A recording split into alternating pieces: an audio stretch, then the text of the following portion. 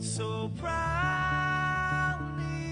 we hailed, and the twilight's last gleaming, whose broad stripes and bright stars through the perilous fights, oh, the ramparts we watched were so gallantly streaming, and the rockets ran fast, the bombs bursting in air, gave proof through the night that our flag was still there. Oh, say does that star-spangled banner yet wave o'er the land unafraid, you're the home of the brave.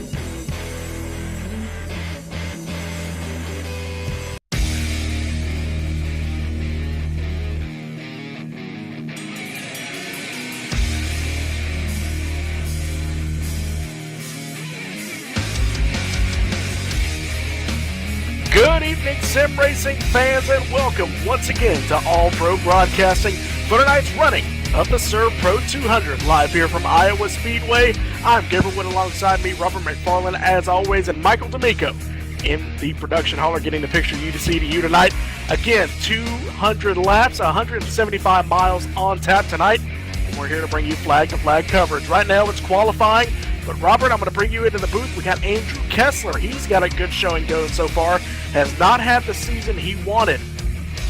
Mired back in the points in 21st. So he's got some time to pick up if he wants to make the chase. Right now, it's do or die for a lot of these guys as we're nearing towards the chase. And Andrew Kessler is just one of those guys who needs to get in on a win. I'm going to go through your points really quickly as the drivers get out for qualifying. Gary Sexton is your points leader. Has yet to get a win, has yet to get a pole so far in 2017, but 5 top 5s and 9 top 10s puts the driver, the number 17, on top of the board. Jack Watts in second, 22 points behind. Curtis Young in third. Nick Reynolds and Josh Bonwell round out your top 5. Robert, we're looking through your field through 6th through 10th, and drivers who are already locked in or close to getting locked into the chase. Who on the outside looking in do you think has a chance on getting a win and making it in? I tell you what, Gabe, that is a great question. Some of these guys tonight are going to be doing everything they can to get a good finish, if not a win. Like you just mentioned, the guys in the top 5, including the leader, has just been consistent all year long. He's obviously had a couple of bad finishes, as everybody does, but Gary Sexton is looking good because he's been very consistent, and it would not surprise me to see guys kind of throwing a Hail Mary here. We only have a few races left before the chase begins, and everybody wants to make it into that playoff. Qualifying on the speedway right now, Curtis Young coming in with his second lap time. He's currently second on the board in that number 94 Go Fast Energy machine. Looks like on the pole right now is David Wright. He practiced in 7th. These drivers have 2 laps to run a good lap time, and it looks like he's actually going to pull it in after 1 lap, I do believe. So 1 and done for, no, he did run 2 laps, 3/10 slower on his second lap. But we're waiting to see Andrew Kessler. Now he is on track in the number 98 machine. He's coming off of turn number 4 to complete his lap. Let's go on board with the Aegis driver in the number 98. Going down in the turn number 1, you won't see this during the race, but he's going to get that thing right on the bottom, trail break it, and get that car to rotate. Watch out for that wall coming off of 2. Almost hits it. Now he's going to dive into turn number 3 again. You're not going to see this during the race. He wants to run a fast lap time, gets it rotated along the bottom, gets back to the gas as early as he can, and he actually messed up. So it looks like he's actually going to pull it onto pit road and try and get that second lap in. So he's going to pull off pit road. Let's keep riding with the driver in the number 98. 2 minutes left in qualifying, 2 minutes 15 seconds at the moment. He's going to come off turn number 4. And he's going to be on lap number 2. So far, nobody's been able to knock off David Wright, but look for Andrew Kessler to do it. Wright did pick up almost a full 10 from his practice speed, so Kessler expect to have him up into the 22.2s because he practiced at a 22.322. Now he goes into turn number 1, dives into the bottom, gets that car to rotate, gets back to the gas way early. And as you can see that mark on the wall. He did hit it last time by, so that's why he did stop. And he's going to come down into turn number 3, coming off of turn number 4. Let's see what the number 98 gets it. He hits the wall. So your practice leader and the fastest car by almost half a tenth will have to start from the rear of the field. What an amazing development. Kyle Kamer, who was second in practice, he comes off of turn number 4. He actually comes to the start-finish line and does not complete his lap. And wow, your top 2 from practice actually both hit the wall on their laps. So that's going to leave David Wright still on the pole with 2 out of your top, or 1 more driver out of your top 10 drivers has yet to make a qualifying lap. I tell you what, Gabe, that is really unique and kind of strange, to be honest with you and fans. These drivers that have qualified in the top 5, actually the top 4, all of them were not even in the top 5 in their practice times, including Giovanni Bramante in that number 89 machine. He's qualified 4th here, so it's going to be interesting to see these guys that have really fast cars make it through the field. This is going to be an exciting, harrowing race tonight, Gabe, so these guys are going to have to play it really careful to stay out of trouble. And staying out of trouble is the biggest thing, because you see these guys pushing it hard to get to the bottom to the top, coming off of 2 and coming off of 4. Well, now it looks like somebody's actually spinning coming off the pit road on their lap. Curtis Aho trying to warm up his tires just a little bit. So he's trying to nail a fast lap and get up front. But as we're sitting here, I mean, David Wright, he picked up a lot of time. He sure did, and he is definitely a very talented driver. Yeah, it looks like he's got the pole. Qualifying is over, but he's always had speed, Gabe, for the most part, especially in the summer months in the Domino's TYJ Racing Premier Xfinity Series. He's had a lot of good runs. He's been caught up in a lot of accidents, some his fault. Most of them were not his fault, so it does not surprise me to see him have a fast car tonight. Excuse me, Curtis Young was not burning his tires to get a fast lap. He was actually just kind of blowing off some steam and burning it down in turn number 1. But that's going to set your starting field with 2 of your fastest drivers starting in the rear past the top 15.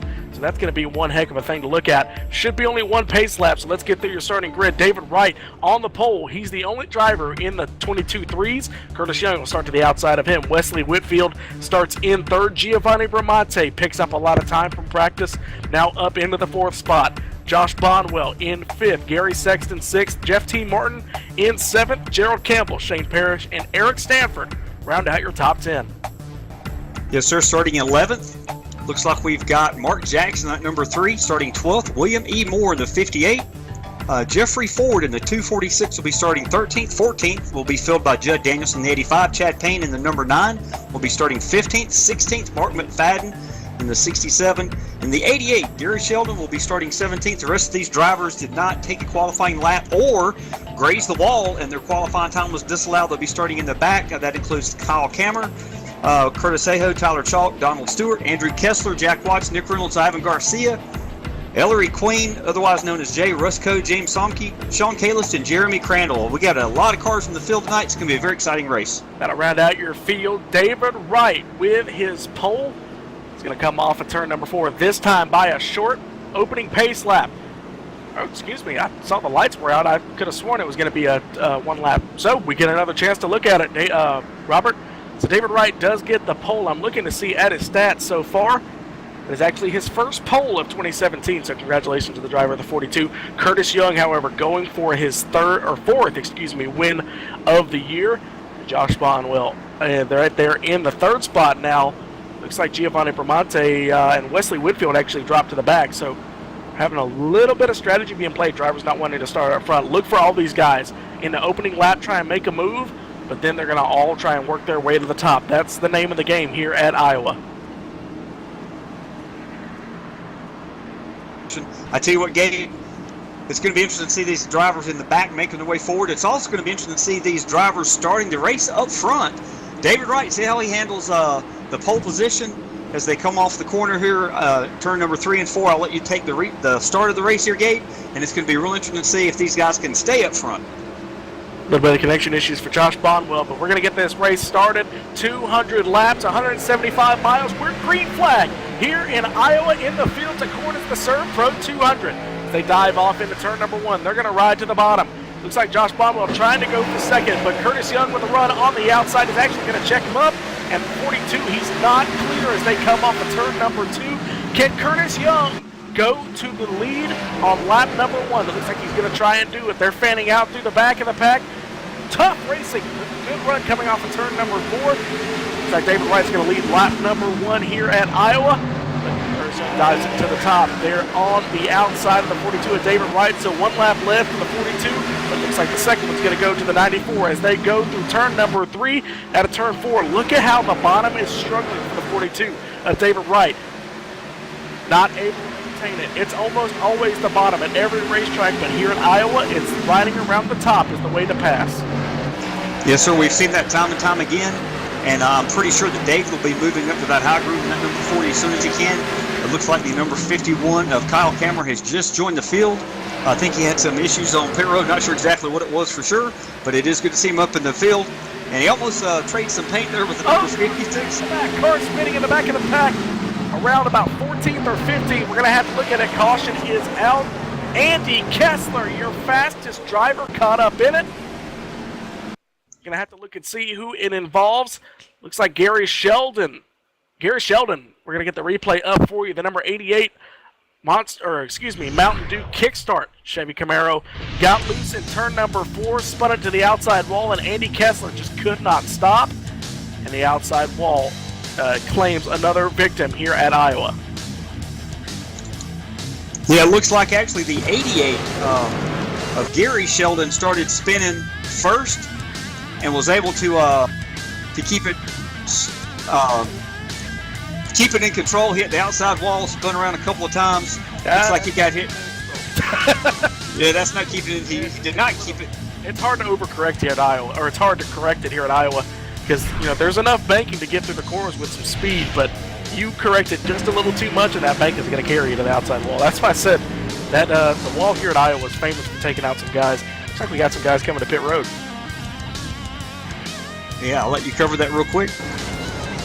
Well, looks like the top 6 maybe did not come to pit road. Yeah, your top 6. The rest of them come down, led by Gerald Campbell in that McDonald's number 35 machine. Got some damage to the rear end of that car. But Robert, early cautions. We saw this in Iowa last time when we came here. Did they caution 3 cautions? Or I know it's a different setup and a different build here for this race. And from what I've seen, it actually bodes a little bit better racing. Yeah, I tell you what, Gabe, it is interesting. These drivers, things can happen so fast here. Pardon me for my hesitation.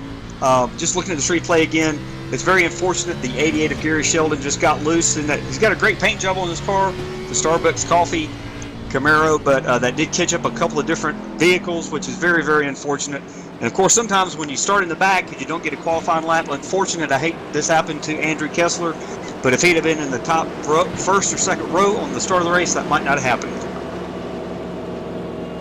Yep, did it to himself. The mistake, and he just was an innocent bystander there. But you have to remember those mistakes cost him there during qualifying. Update on your other drivers, or your other driver who did not make a qualifying effort. Or excuse me, yeah, he didn't make a qualifying effort and practice up in the top.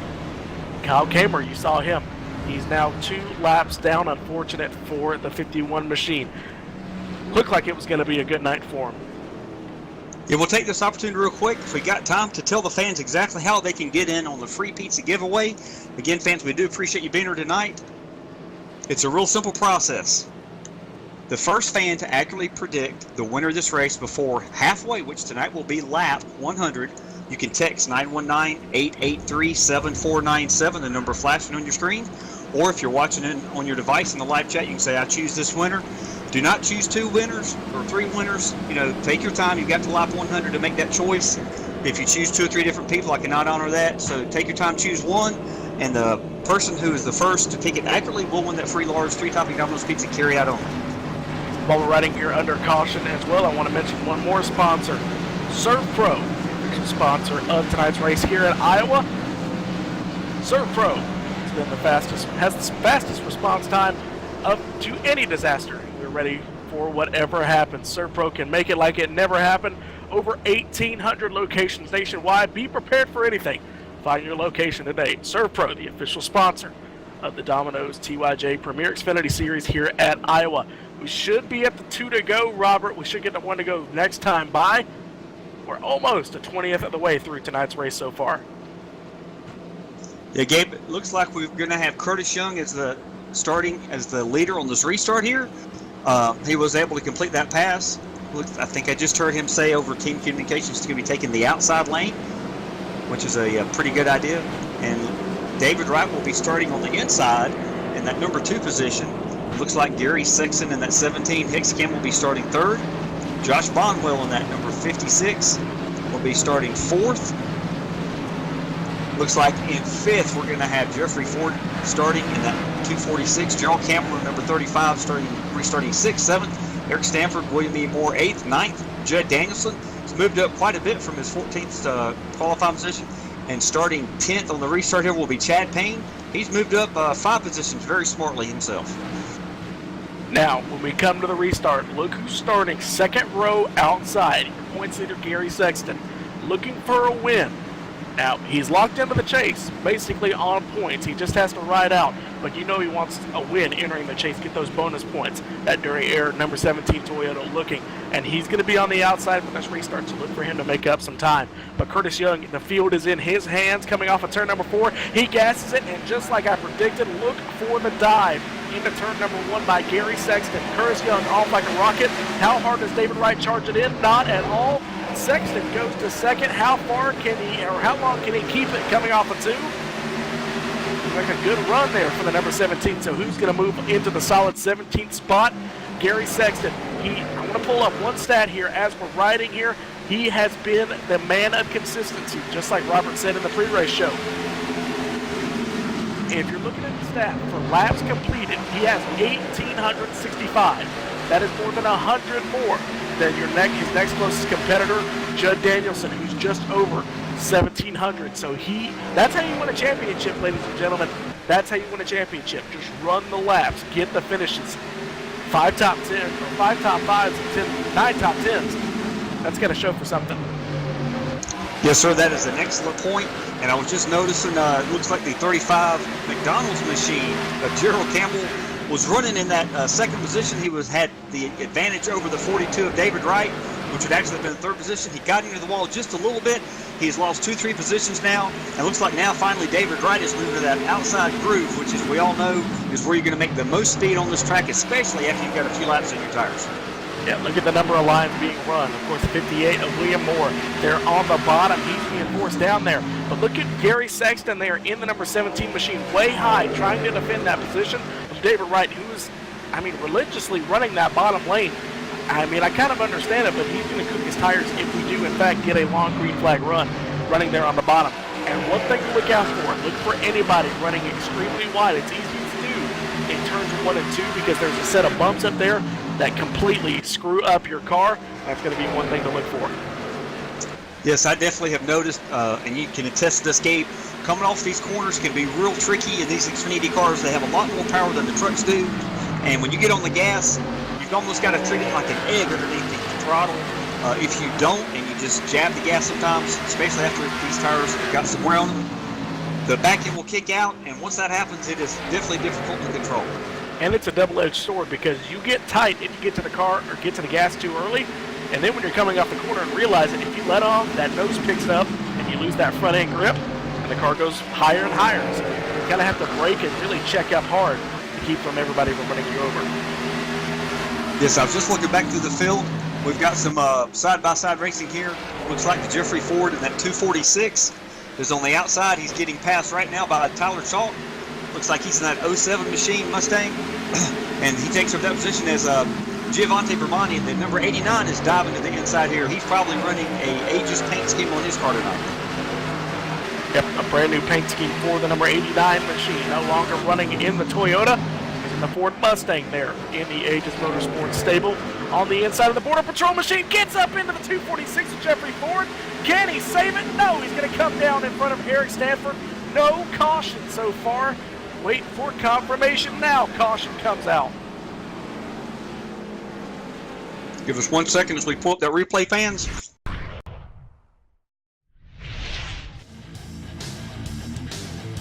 From what I'm seeing, Gabe, it definitely looks like the 89. We were just talking about him. He's got that beautiful new paint scheme on that Ford Mustang. He gets in the corner just a little bit hot, it looks like. And the 246 of Jeffrey Ford is right there. Looks like they come together, both battling for the exact same piece of real estate. Almost like a racing deal, in my opinion. And Jeffrey Ford did a fantastic job of almost saving that one. That wasn't even the caution. Well, that started the caution. That was the spin ahead of time. Well, no, Wesley Whitfield in the number 71, he was by himself. He actually, the same reason that the 88 spun. It looked like maybe he tried to check up, and it looks like the car, he just got back to the gas and hopped on a bump, and the car just kind of went around on him. And he almost would have had it saved at the 66, who's actually your second in points. And so a little bit of points implications here. The 62 Ellery Queen also caught up in it. Yeah, you're absolutely right. Looks like two complete separate incidents. The 71 is out of the gas and gets into the corner hard and just loses it, just like the 88 did earlier of Gary Sheldon. And like you just said, the 66 comes along and just barely hits in the left front corner. So there were two incidents there. You can see the 246 on the inside on the grass from the first incident. And that is exactly why the caution came out, because it did not come out right away. You're absolutely right, Gabe. After looking on track here, it looks like Gerald Campbell actually is going to be your leader, because he did pit the last time about 10 laps ago. So he's going to be your leader. Mark McFadden there in the second spot. So all these drivers came down pit road earlier. While we're sitting here under caution, I want to go over a few track facts here. Iowa Speedway, of course, located in Newton, Iowa, built by NASCAR champion Rusty Wallace. And it's actually a very unique racetrack. It's the only sports venue located in Iowa, professional sports venue, I should say, and it's the only 7/8 mile oval track in the world. So it's just barely a mile. I'll tell you what, some fast speeds here at Iowa. And of course, located really just off the interstate and cut into a cornfield, and that's home to the NASCAR Xfinity Series and Verizon IndyCar Series, who race here the Xfinity Series twice, and I believe the Verizon IndyCar Series once a year here in Iowa, and they put on one heck of a show.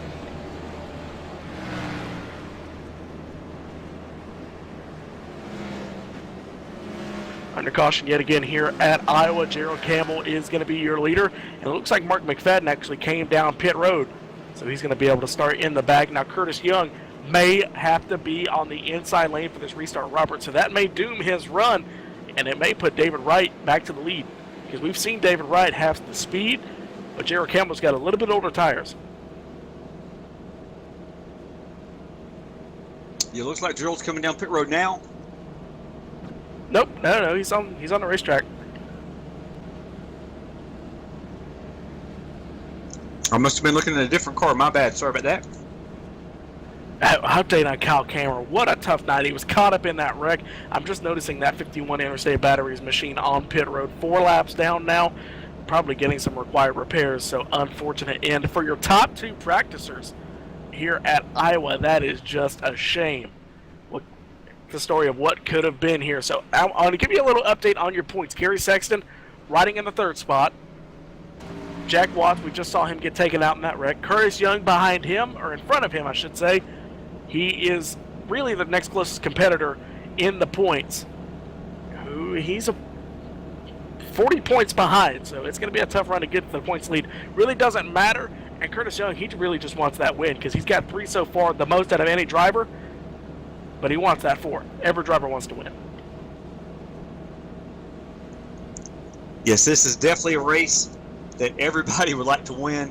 And I was mistaken. We might actually have 2 different McDonald paint schemes on the track tonight. Is that correct, Gabe, or am I just not seeing things well in my new prescription glasses?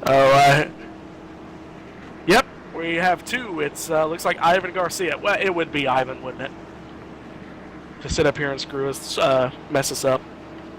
Exactly, no problem. Now we know this 072 is a McDonald's car, Ivan Garcia, and the 35, yeah, sorry about that, of Gerald Campbell is up front in the McDonald's car.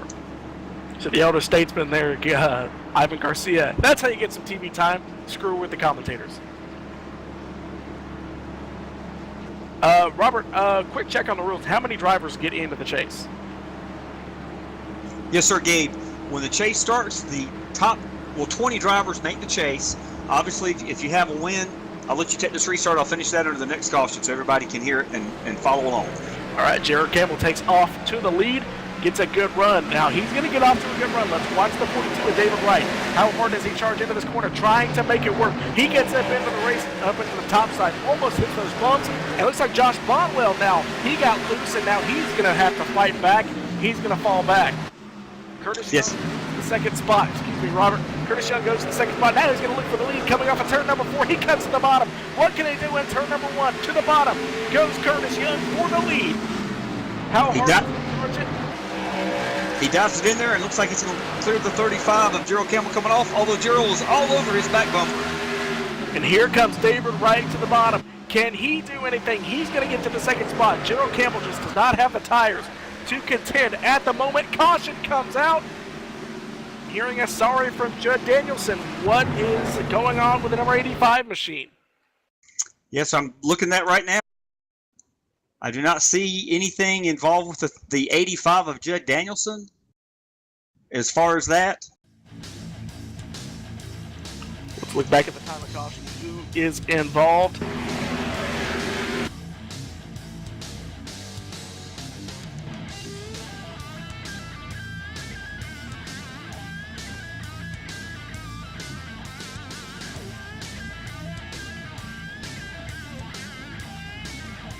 Looking around, trying to see the cause of the caution. Yeah, I think the Curtis Aho and perhaps the 60. There we go. I'm looking at it right now. Looks like it's definitely Curtis Aho. I'm going to back this up so we can get a good look at exactly what happened to the 38 machine. The 38 machine coming off of turn number 2. Here on lap number 25, coming out of turn number 2, the mellow yellow, the mellow yellow, number 38, coming off of turn number 2, going around the 246 of Jeffrey Ford. That was the battle for the 13th spot.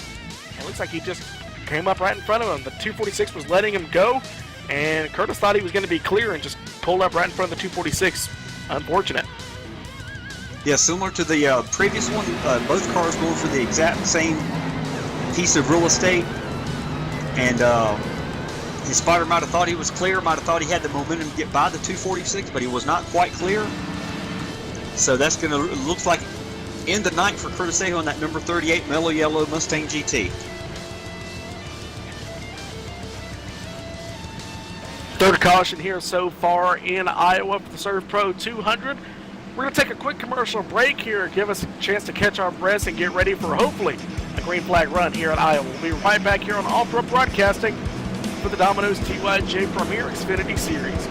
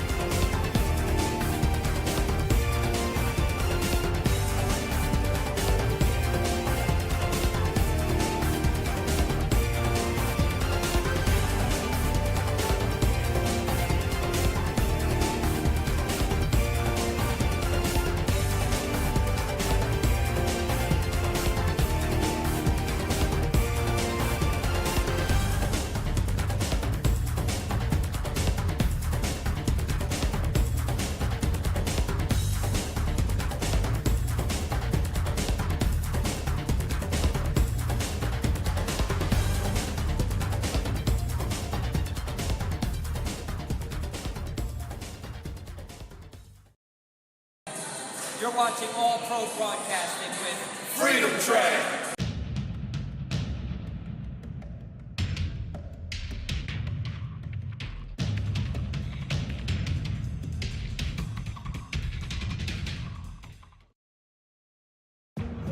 Hey, this is Garrett Smithley, driving the number 0 JD Motorsports Chevrolet, and you're watching All Pro Broadcast. When you're ready, Serve Pro, how can we help? help gets there faster.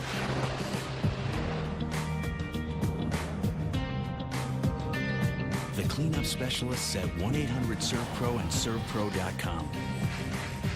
Helping make fire and water damage like it never even happened.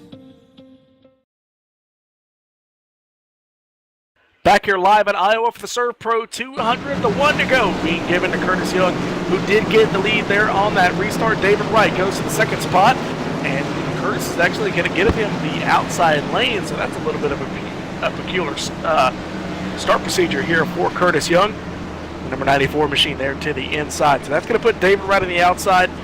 Gary Sexton there on the inside, your points leader. Then Shane Parrish, the Serve Pro machine, sponsor of tonight's race. Then Judd Danielson in the 5th position. And William E. Moore, Tyler Chalk, Nick Reynolds, and Chad Payton and Donald Stewart round out your top 10. Yes, Gabe, it looks like we've got some big movers. We did just mention William E. Moore in that 58 has moved up to the 6th position. He started in 12th. Judd Danielson also has picked up 9 spots. He started 14th. He's up to 5th. And that number 85, Domino's Pizza Ford Mustang, Or is that a Camaro? I should know. Got to the restart here. Curtis Young goes to the lead. Gary Sexton there to second. Down to the third spot. David Wright, so your top 4 or 5 kind of settled out. Judd Danielson there stuck to the top side. Trying to get the run there, but it's not going to happen. Oh, he actually almost gets into the 10 car, and the 10 car reacts and actually gets up into the outside wall. That's Nick Reynolds.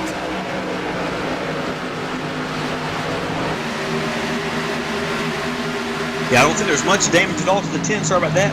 Gabe, Nick Reynolds, he just barely grazed it.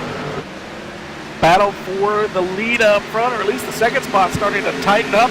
Gary Sexton outside, David Wright to the inside. He's trying to work that middle lane in and trying to get the run off, and it seems to be working, actually. So David Wright seems to be the strongest car here, actually, contrary to Curtis Young leading it. So he's been the best person I've seen get to the bottom there and make it work, or at least the middle lane. And now Gary Sexton's going to pull the crossover there on the front straightaway here on lap number 34. Now on 34, Gary Sexton to the inside almost pushes up. Now he's going to push that move and does the exact same move to David Wright as he did to Gary Sexton. Yes, he does. For another crossover. I think we're probably going to be seeing that all night long tonight, Gabe. These guys are doing everything they can to get these Xfinity, Ford Mustangs, Chevrolet Camaros, and Toyotas Camrys to the front. Oh, Wright gets loose up into the outside wall. Goes David Wright, hits Shane Parrish in the number 81 machine. They keep it going straight, surprisingly, and now David Wright trying to get the momentum back and into the 42, or excuse me, the 42 now goes to the inside. Oh, and he's going to get loose at turn number 1. Up goes the racetrack. Shane Parrish. Now the 42 gets in. Nick Reynolds driving over his head. The 42 gets into the, or gets loose there in turn number 1. He actually got into the side of the 81 machine.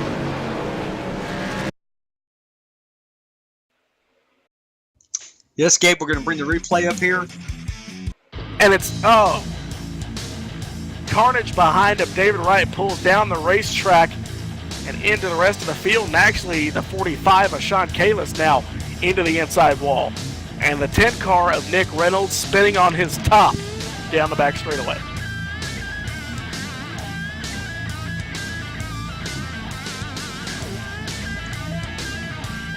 If you'll give me just a second, a minute or so, Gabe, I'm going to go over this replay and see exactly what happened there. All right, well, as he's doing that, we're going to cover the drivers coming down pit road here on lap number 37. Smoke still billowing from a few cars that came down to the racetrack. Judd Danielson has an engine expire on pit road. So out goes the number 85 machine. He's going to pull to pit road, or it's at least pull out of the way as these drivers make it to their pit stalls. The Curtis Young is going to lead them down. So if anybody can make a run at it and get to the lead here on pit road, let's wait and see. Curtis Young will have that second pit stall. Nobody in front of him.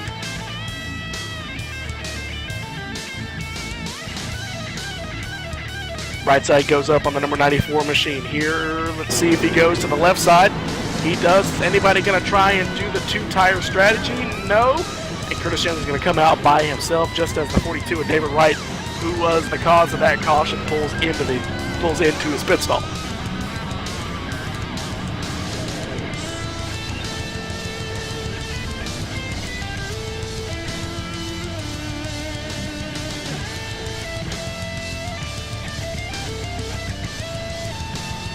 We're going to come back to the line this time by. I'm going to give you your updated running order next time by. I do believe to see who goes where. It looks like Mark McFadden nicely is going to stay out and lead a lap here in the number 67 Monster Energy machine. So that's going to put Curtis Young in second. I think Mark McFadden is going to come down pit road yet again just to get that lap led. So that'll put Curtis Young to the lead. Gary Sexton to second, Weemy Moore to third. Tyler Chalk to fourth, and Ivan Garcia to fifth. Now that actually now the double or the 072 now comes down the pit road.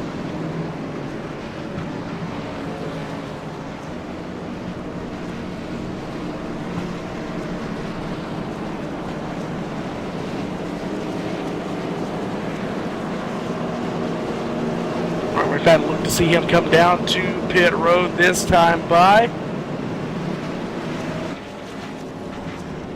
Right here coming into Iowa, turn number 4 there on the outside lane. That's where a lot of these guys are restarting, and that's really going to be the key. I want to discuss this while we have time. The restarts here are key. You saw that. I thought it was kind of a questionable call for Curtis Young to start on the inside lane, but you look at it, and he just charged there on the outside lane, there on the inside lane and got back to the gas. Everybody else was just kind of caught sleeping. But the one thing you're going to have to look out for, if we get caution after caution, which, we're kind of seeing that already. Hopefully we get some green flag running in. But if that starts happening, you're going to see guys start playing with it, trying to guess right, and eventually it's going to cost you. It happened to me on the dirt. I had to have restart after restart at Eldora in the Truck Series, and after you do it a few times, guys like Gary Sexton at 17 kind of get smart, and you have to run out of ideas, and eventually it's going to have to bite you.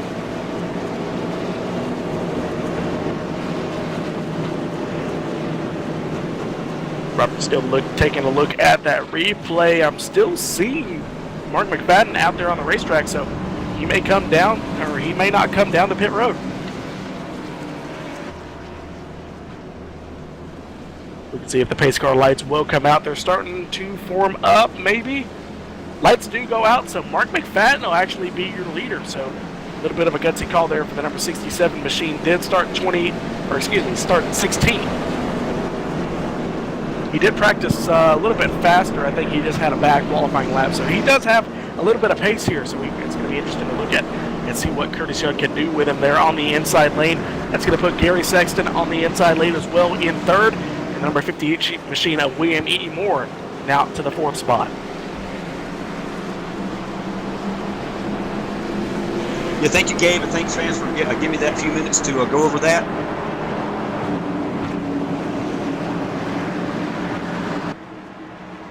Coming to the restart here on lap number 41. We're going to hit lap number 42 when they hit the start-finish line. Still over 3/4 of tonight's race to go. It's going by decently quick for having this amount of cautions. Let's hope we get a good restart here. The 67, he gets a little bit of a jump, but it's not going to be enough. We may see a change in the lead by the time they get to the start, or by the time they get to turn number 1, and we do. Curtis Young dives it in on new tires. He goes to the lead. Let's watch the battle for second between Gary Sexton. He gets a little bit loose there on the bottom, but that's able to get him to turn down to the inside lane. The 67, he's not going to be able to hang on to that second spot. I stand corrected. He actually got a decent run there off the top. Gary Sexton a little bit uncontrolled there on the inside lane. I think he had to catch it there coming off of turn number 4. He gets to the second spot now for third is William Moore in the number 58 Air Force machine. Tyler Chalker in the Rockstar Energy machine almost gets into the outside wall, but he's having a good run in 5th.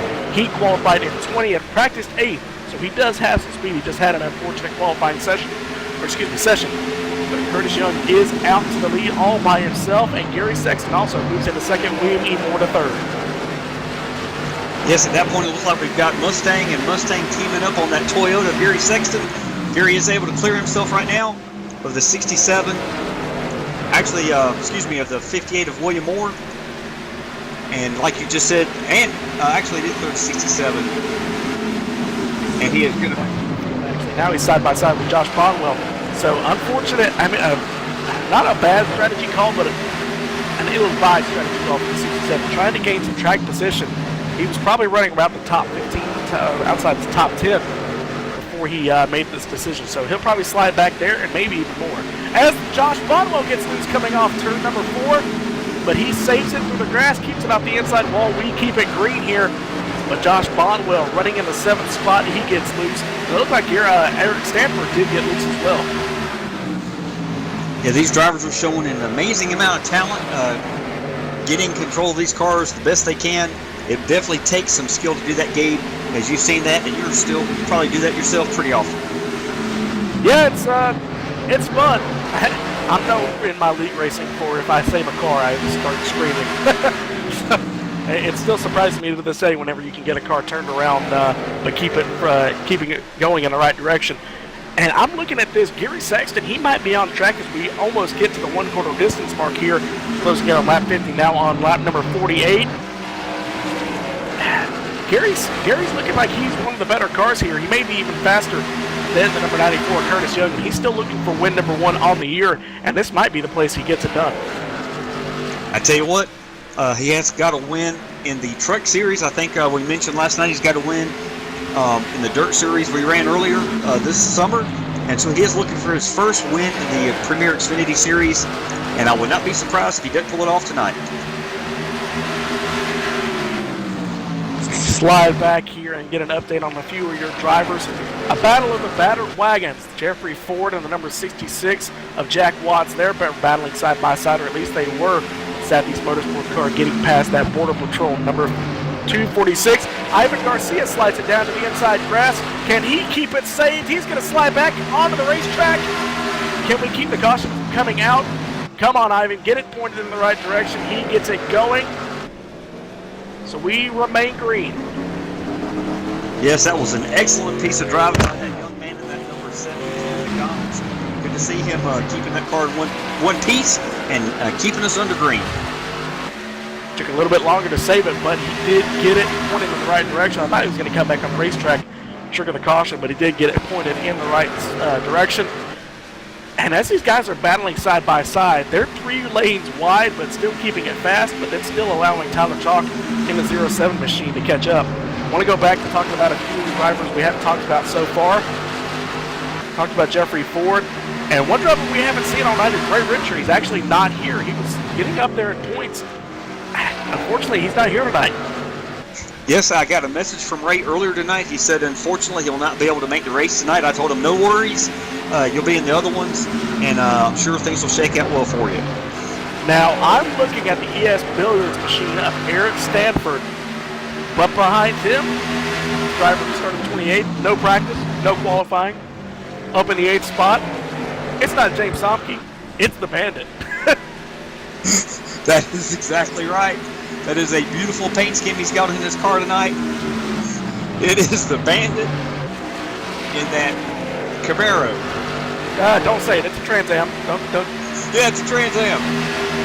Well, hey, it looks like the Trans Am saw the 24 get into the outside wall coming off of turn number 4 last time by. Forgot to mention, we did cross the 1/4 distance mark here in tonight's race. And we got one car smoking, maybe? Trying to find it. Looks like Jeremy Crandall in the number 73 machine on the back straightaway. Going to look at the replay. Keep an eye on your leaders. But I want to look and see what happened here. Looks like he had some front end damage, and then going down the back straightaway, slows down for turn number 3, and the engine just expires. So unfortunate. I tell you what, keeping these engines cool, even at this relatively short track here in Newton, Iowa, the Iowa Speedway, is still very crucial and important. You get front end damage, any kind of damage on the front grille where the air goes into the front of these cars to cool the radiator and the engine. Any damage there, and you keep running this car, that's 2 engines we've seen expire tonight. Unfortunate. Yeah, unfortunately for all these guys, if they do get front end damage and that water temperature starts climbing, you're really up a creek. I mean, you're not going fast enough to cool the engine as much, and you're also having to brake, and you can't really control how fast you're going, and you can't clutch it because we're actually now on a green flag road. So I think that engine made it this long because we were getting a few cautions here and there. Now these drivers passing the 072. And while we were talking, William E. Moore makes the pass for the 2nd spot. Curtis Young got into the bumps there in turn number 1. He slides up the racetrack. That lets that Air Force machine, that Ford Mustang, close the gap there in turn number 2. Coming to turn number 4, the gap's going to grow just a little bit, but as you can see, that outside lane, it's a dangerous game, running just a little bit high, and you can get the car unsettled. Exactly, and this is where you've got to be patient. You've got to run your line as well as you can. And I'm thinking maybe William A. Moore, that number 58, is saving some of his equipment for later in the race. And that's going to be very important here as we are on a pretty long green flag run. Typically at Dominus 2IG Racing, we'll have a few cautions in the early beginning of the race. Sometimes we'll go through at least one green flag pit stops. These short tracks, maybe not, but maybe so. We'll just have to wait and see. And if we do, look for pit road. Look at the battle here. We're having a little bit of a scuff here. It looks like Sean Kalis is actually slow on the back straightaway, but a 2-for-1 special on the back straightaway. And James Somke, the Bandit, that number 1 machine, he passed Eric Stanford and Gerald Campbell. Campbell, an old leader, under caution, but Campbell now side by side with Eric Stanford, MES, Billiards, Ford Mustang, and now Campbell, the McDonald's machine, tries to get back to the point of James Somke.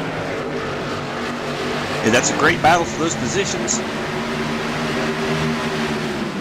And I was just noticing David Wright in that 42 was able to bring his car back onto the track. He got enough damage repaired there, so he's going to try to do everything he can do to salvage some points. As we all know, as we get close to the chase, you want as many points as you can get. Yep, he's in danger of falling outside that top 20 cutoff there, but I mean, 22nd, 20 laps down, he's going to have to hope for some wrecks here to make up some positions. Looks like the 420 of Russ Coe, the trailer trash, number 420, he's actually going to get past and move on to off the lead lap. He's going to be your first car 1 lap down. It's going to be a fight for that Lucky Dog free pass because Ivan Garcia is coming. He's only about 2 or 3 or 4 seconds back. So if Russ Coe doesn't get to the top soon and gain some momentum, we may just see a battle for that Lucky Dog spot. Yeah, both those drivers are racing their own race within a race. It's to get that Lucky Dog get back on the lead lap. And as we say that, they're running right now pretty well in the big scheme of things. Russ Coe in that 420 trailer trash lot 420 is running 17th. Actually, because it looks like it's going to develop here. We don't have anything going on a racetrack. Yeah, Ivan Garcia's got a good run here on the outside as they cross the start finish line at McDonald's, and Russ Coe is hugging that bottom yellow line. Go, Ivan! It looks like Ivan's got the advantage on that high side. It looks like he's going to clear him as they go down the back stretch, and Russ Coe's going to give him plenty of room. Ivan Garcia, 2, the Lucky Dog free pass position, 072. Now, all Ivan has to do is hope that Ellery Queen is the next driver to go 1 lap down. Hope we have a caution before that point. And that battle is just maintaining. Everybody's just equal distance apart. Curtis Young to William E. Moore to Gary Sexton to Tyler Chalk to Shane Parrish. And Giovanni Bramante, he's closing out on this battle, but he's about a second behind. But everybody's pretty much got the same pace. We see William Moore just kind of close in. But then when he goes for the pass, he just loses all his momentum. Yeah, these tires are definitely getting some wear on them, Gabe. And I'm pretty sure they got plenty of fuel here. We're going to have to keep a watch out for our good friend, the number 3 of Mark Jackson. He's got that over-the-top paints and designs paint on his number 3 Camaro again tonight. He's running in that 15th position, but it will not surprise me at all, Gabe and fans, to see him pull the gasoline fuel mileage strategy out if we stay green here, which we hope we do. William E. Moore to the back bumper here. That may be a sleeper here. We didn't expect him to be anywhere up front.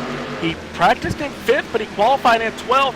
That's going to be one driver to maybe consider to pick for your free pizza giveaway. That would not be a bad pick at all. But I'm going to leave that up to the fans. I don't want to have any say in who wins the free pizza, but I want somebody to win it, that's for sure. We gave away 1 last night in our Den Defender Truck Series race. We gave away 2 last weekend, Gabe. So this is getting exciting, and we love to fill the bellies of our fans with some hot, delicious, tasty, you name the toppings. Get 3 of them on your large pizza when you win. And William E. Moore, he went for the lead and got loose coming off of turn number 2, but he keeps the momentum up. He's still going for the lead at turn number 3 and 4. He's going to push up the racetrack. That's going to let Gary Sexton to the outside of him, and that brings the entire pack with him. Yes, we got Tyler Chalk right behind them, Gary Sexton.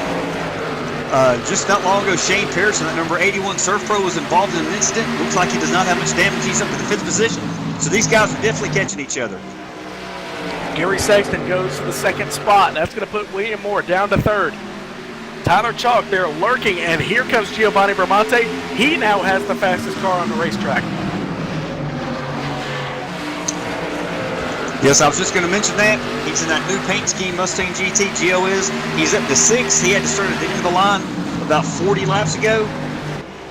We've got William E. Moore in that Air Force Mustang GT. He's having a good run, and he could be the sleeper pimp, like you said. Oh, there goes Curtis Young. He got a bad exit coming off of turn number 4, and Gary Sexton, he's going to go to the lead. Yes, he just squeezes up in front of Curtis Young. Curtis is going to dive back on the inside, going down the back stretch. He's going to see if he can get back around it. But I tell you what, getting the lead and taking the lead It's hard to do. Getting back around somebody is even harder. As that settles down, we got a big battle there for the third spot. William Moore on the outside, Shane Parrish to the inside.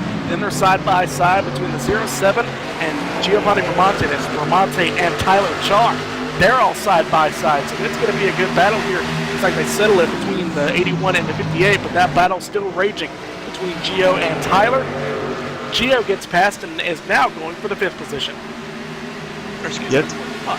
Yes, sir, Gabe. I'm not sure who's got the best tires, if they all pitted the last time around or not.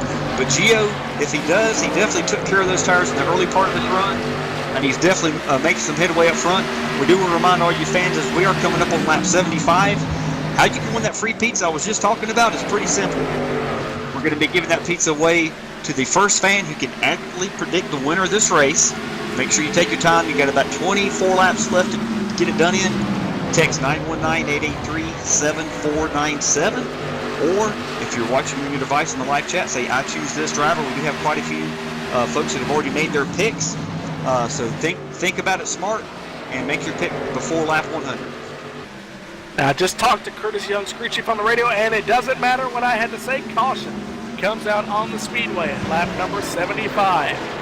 Looking for any spins on the racetrack. I see smoke. Josh Blondwell, number 56, yellow Ford Mustang. Sideways coming on into turn number 3. Going to get the replay up for you. It looks like a repeat of the incident we had about 50 laps ago. 66 of Jack Watts. He was just kind of minding his own business in the 56, and Bonwell thought he had him cleared and just pulled up right in front of him.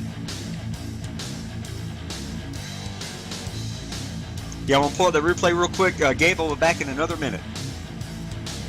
All right, as they come down to pit road, it's been a few laps since these drivers have hit pit road, and this will be probably their final set of tires before they hit the halfway point of tonight's race. That's going to put Gary Sexton to the lead. Curtis Young now down to second. He was in danger of really losing it to the 81 of Shane Parrish. So as they come down to pit road, let's see if anybody makes any mistakes, any overshot pit boxes. Gary Sexton going to pull into his first. He's got an open pit stall. 2 drivers in front of him, or behind him, I should say, have exited tonight's race, so he gets an open pit stall in, as does Curtis Young. Curtis Young has a clean exit out. Let's see who can get it done. Left side now going on the 94. And there goes Gary off the pit road, a great pit stop, and I believe Curtis Young just lost second. Yep, 81 of Shane Parrish beat him off pit road. So Shane Parrish is going to actually get a second.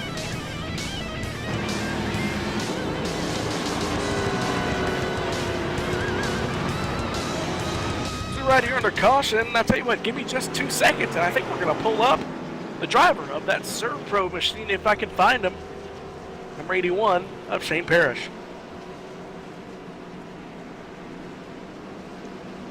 Yes, on that caution right there, we have to look at the replay. Unfortunate for the yellow number 56 and the 66 of the Southeast Motorsports Chevrolet Camaro.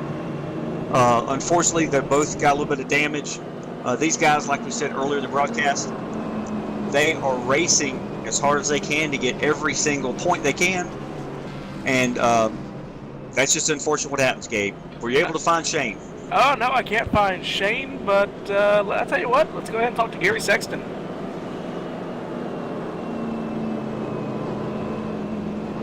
Yeah, I think Shane is pretty busy there. Go ahead, Gabe. 17, Gary Sexton, you got a copy? Yes, I do, Gabe. How you doing? Good. It looked like Curtis Young had the car to beat, but on the long run, at number 17, that new paint scheme for you, the Toyota had the wheels under it, and you ran like a scalded dog up to the lead. Yeah, 10-4, Gabe. That's kind of the first time all year that's paid off for me, kind of managing my tires and working with a different team tonight. None of my teammates are here, so I'm down there working with Curtis and Jay Queen out there. And you know, I knew he was driving it pretty hard to keep William behind him, and I just was kind of running my line until the tires burned up, and he had mentioned that his tires were going away, and as soon as he did that, he drifted up the track, and I just had to capitalize on it. So Well, tell you what, Gary, this is the first time I'm seeing this new paint scheme, this Dirty Air Studios. You want to talk about it real quick?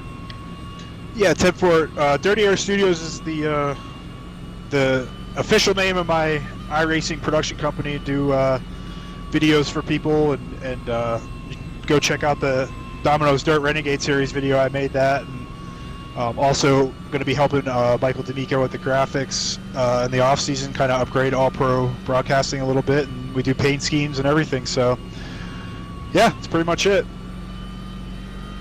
Well, I'll tell you what, I know Michael's glad to have you on board and get a little bit of exposure for your new sponsor there, or your new company, I guess I should say. You're going to come to the restart here, choosing the inside lane. Hopefully you can get a good restart. Thanks, Gabe. Appreciate it. With Gary Sexton, who is your leader.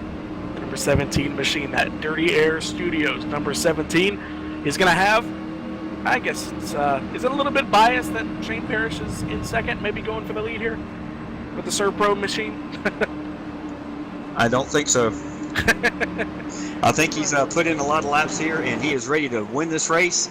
He's made his way all the way back up to the front after an incident earlier. So I'm looking forward to seeing what he can do here, but he's got a full field of competition, especially about 4 or 5 cars up front. He's going to have to battle to win it. Well, I tell you, Shane Parrish did put in some work, ran 81 laps in practice, so just hitting the number of laps that he ran in practice. And I know he had to run some time before that, but Shane Parrish actually loses that third spot. Now he's going to give it, or excuse me, loses that second spot. Now he's going to give it to Curtis Young, and now Curtis Young going for the lead there on the back straightaway. Can Curtis do it? We just heard from the 17 of Gary Sexton. He's saving his stuff, trying to just keep it for the end of the run. And he said it's the first time it paid off, and it may be paying off to run it just a little bit hard here. Now Curtis Young has to fight with the number 81 of Shane Parrish. Yeah, that's definitely going to be a battle we're watching at the end of the race. And I tell you what, it's going to take some luck as well as some talent, as well as a little bit more patience, or a little bit of patience here. We still got over 100 laps to go. Parrish had a good run there on the middle lane. Can he get to the second spot? He dives it way to the bottom. That may not be the line to run. I think he may have just screwed himself there on the bottom side. He had it working good there in the middle lane. I think he needs to recognize that's the place really where you can make a pass. He's going to let William Moore there on into the third spot. That's going to put Curtis Young with clear track ahead of him to run down the 17 of Gary Sexton. He might need a little bit more than clear track, but I'm wishing him luck here. I'm just watching some of these battles here in the back. We got a couple of drivers with some damage that either had a speeding penalty. I'm trying to figure out exactly why. Gabe, you may know. Giovanni Bramante was running up there in that top group of 4 or 5 cars just a few minutes ago before the caution, and he's back here in 12th position.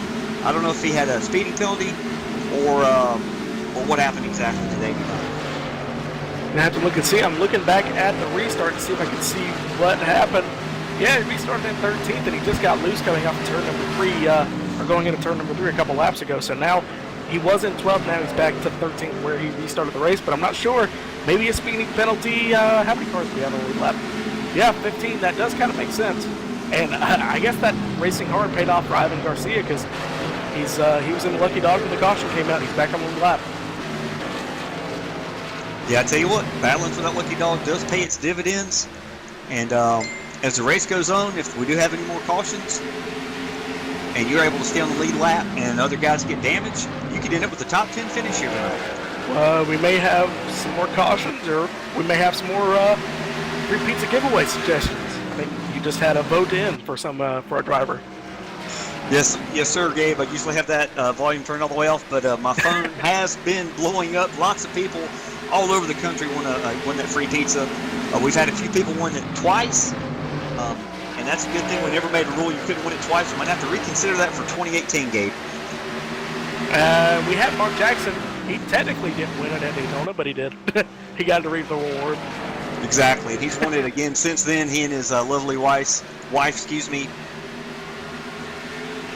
and the whole Jackson clan. Exactly. But he deserves them. He ended up winning them, and he ended up fair and square. He had to work his butt off for those victories. But I tell you what, Mark Jackson does get it done on the racetrack. He's running in the 9th spot right now in that over-the-top paints number 3 machine, as always, running that font of the late Dale Earnhardt. and you can tell that man's a lover for his NASCAR and his Dale Earnhardt.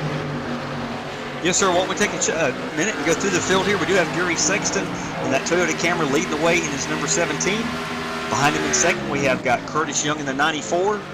He's got his famous energy drink sponsor on the hood of that car. He is up to the second position. You help me out on some of these paint schemes, Gabe. These prescription glasses are giving me a fit.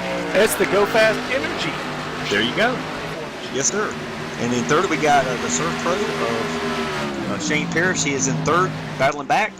And don't be surprised here, we've got William E. Moore, that Air Force Ford Mustang. Great looking paint job on his car. He's in fourth position right now, all over the back bumper with 81. Looks like we got Eric Stanford in that ES Billiards Ford Mustang. A lot of Ford Mustangs in the race, and I love to see that. He's in fifth. Behind him, we got Andrew Kessler. Had some damage earlier in the race. Kessler actually in 27th. Yeah, my bad. He's a couple laps down. I'm just going through the running order. Jack Watts will be the driver in sixth position, that number 66, Southeast Motorsports Chevrolet Camaro. I like Chevys as well, but not much. Behind him, we got Tyler Chalk in that RJ Race Cars Incorporated Chevy Camaro, number 07. He's in the seventh position. I think that's his favorite number. Donald Stewart is at 8. It looks like to me he's got the Bass Pro Shop Chevrolet Camaro. Great run for Donald Stewart right now in that number 78. Looks like he started all the way back in 21st, so he's having a great run.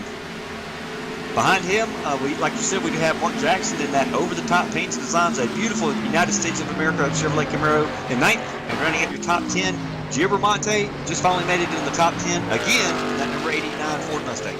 Got a battle for the 11th spot. James Sobke in that Bandit paint scheme, side by side with the Monster Energy machine of Mark McFadden, who did lead a lap earlier, and he actually led us to the green flag, so he has been one of your few leaders here tonight.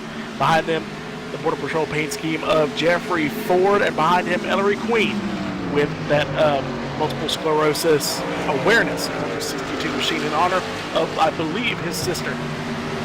Yes, exactly. We want to give a big shout out to Ellery, or better known as Jay Queen.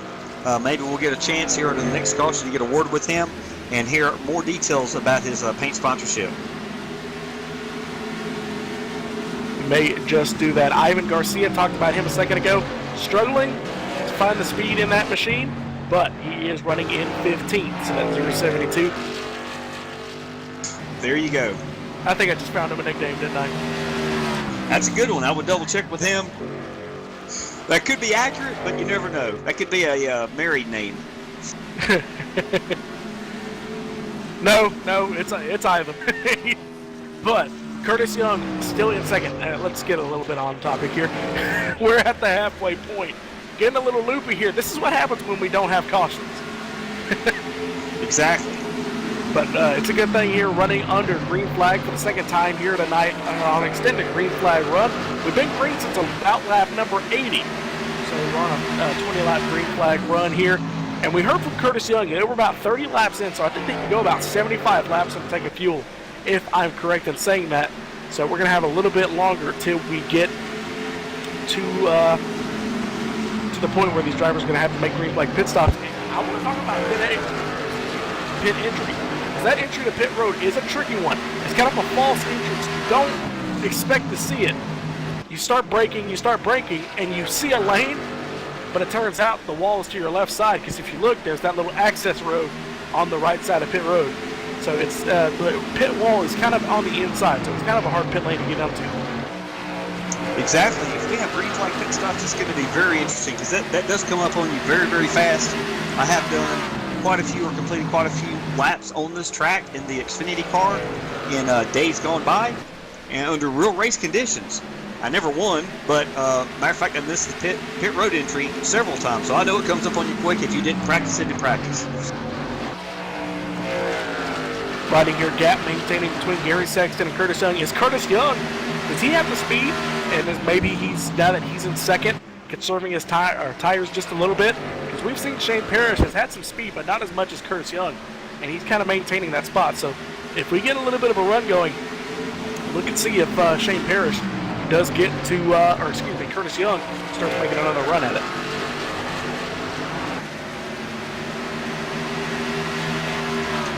Yeah, it looks like Tyler Chalk in that 07 is trying to make a move. He is running in that sixth position.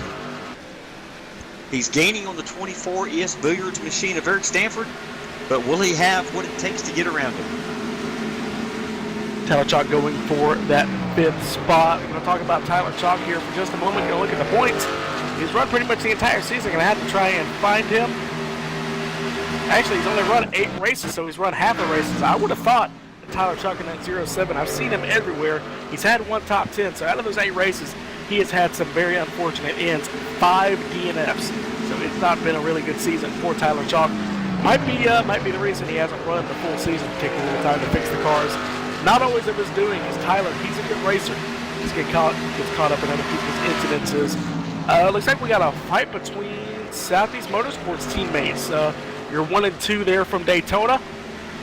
The 3 of Mark Jackson and the 66 of Jack Watts. They're fighting for that 7th spot. Jackson was able to catch and run down the 66, and that's actually going to allow Donald Stewart now up into that 8th spot.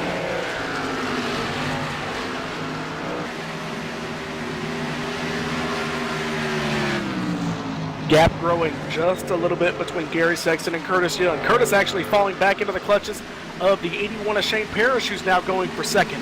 Here they go into turn number 1. That 81 trying to get it done. Gets to the bottom. Can he get the run going? Curtis is actually going to let him go. So move the 81 of Shane Parrish into the 2nd spot. And that even reinforces my statement. I think Curtis Young is saving his tires just a little bit to try and make a run at it, because he can see the writing on the wall that this may be another green flag run. Yes, sir, Gabe. I tell you what, this is a long green flag run here. It's going to be interesting to see what's going to happen. Now, I'm going to have to go ahead and tell you, especially here in Iowa, the way you're having to drive these cars, I mean, if you look at the way these guys are driving, some of them, if we get an onboard view, let's ride some laps around with Gary Sexton. Let's look at his hands as he's going into the corner. Look at the way his hands are moving. I mean, it's a virtual steering wheel, but you have to think about it. Gary Sexton back home, using the exact same movements. His hands, about 20, 30, 40 laps in, the more laps he runs, his hands are going to start hurting. And the more you concentrate on the hands hurting, you end up making a mistake. Yeah, these drivers are doing a great job on this long green flag run. And we actually got out of the lead. Shane Parrish in the number 81 going for the lead on Gary Sexton.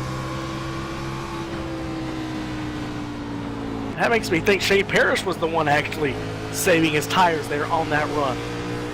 Yeah, that restart, he looks like he lost a couple of positions, whether it was on purpose or he just didn't get a great start. But obviously, he knows how to save his equipment, and he is definitely making a run here. Sexton still has the lead, but can he make it work? I'm trying to look at see if we have any battles here while that battle kind of does develop. We actually have a battle. Looks like Curtis Young has worn out his stuff, because now Eric Stanford now in the 3rd spot. It's still a fight going on, but I don't think Curtis has the tires to do anything about it.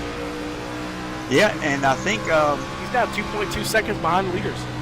Yes, he definitely used up a lot of his equipment earlier in this run, and so it is true this track will use some tires, and these guys are probably all hoping for some brand new tires, but at the same time, the guys up front are hoping we stay green. Speaking of up front, Shane Parrish now to the back bumper of Gary Sexton again. But as soon as Shane gets to the back bumper, it seems like the front end grip just does not want to suit that number 81 machine, and he slides back just a little bit. They're coming up. This is to show you how this race is gone. They're about to put another lap down the 51 of Kyle Kamer, who's 14 laps down. He was 2nd in practice and really a good shot for the pole. Behind them, Andy Kessler in the number 98 machine. He was your fastest practice speed and also did not get to make a lap in qualifying, so he was a really good shot, really a shoe-in for the pole here at Iowa. They both didn't qualify well, and they were both caught up in early wrecks. So it just shows how important qualifying is here, especially here in Iowa. Exactly. And I think that Kyle might have had... Yep. Lead in turn number 3. He got the good run coming off of turn number 2. Can he slide up in front of the 17? Not going to be able to do it. Gary Sexton's going to try and punch him down or pinch him down. He gets to the back bumper. He's not going to like that. Parrish was not clear, but he forced his way to the top. Shane Parrish goes to the lead for the first time in tonight's race. Yep, and that's going to leave not lead, it's going to put the 17 of Gary Sexton back to that second position. And Gary Sexton is definitely going to watch this line that Shane Parrish is running and see what he can do to get back around him. Again, I did hear that these vehicles can go about 75 laps on a fuel load. I'm not sure how many laps we've had since the restart there, Gabe. You might have all that information in front of you. We've gone 40 laps, actually. Excellent, excellent. So we're halfway through the fuel run. It'll be really interesting to see if Shane Parrish can continue to pull away, or if Gary Sexton will be able to catch back up to him. And caution is out. As soon as we start talking fuel, the caution comes out.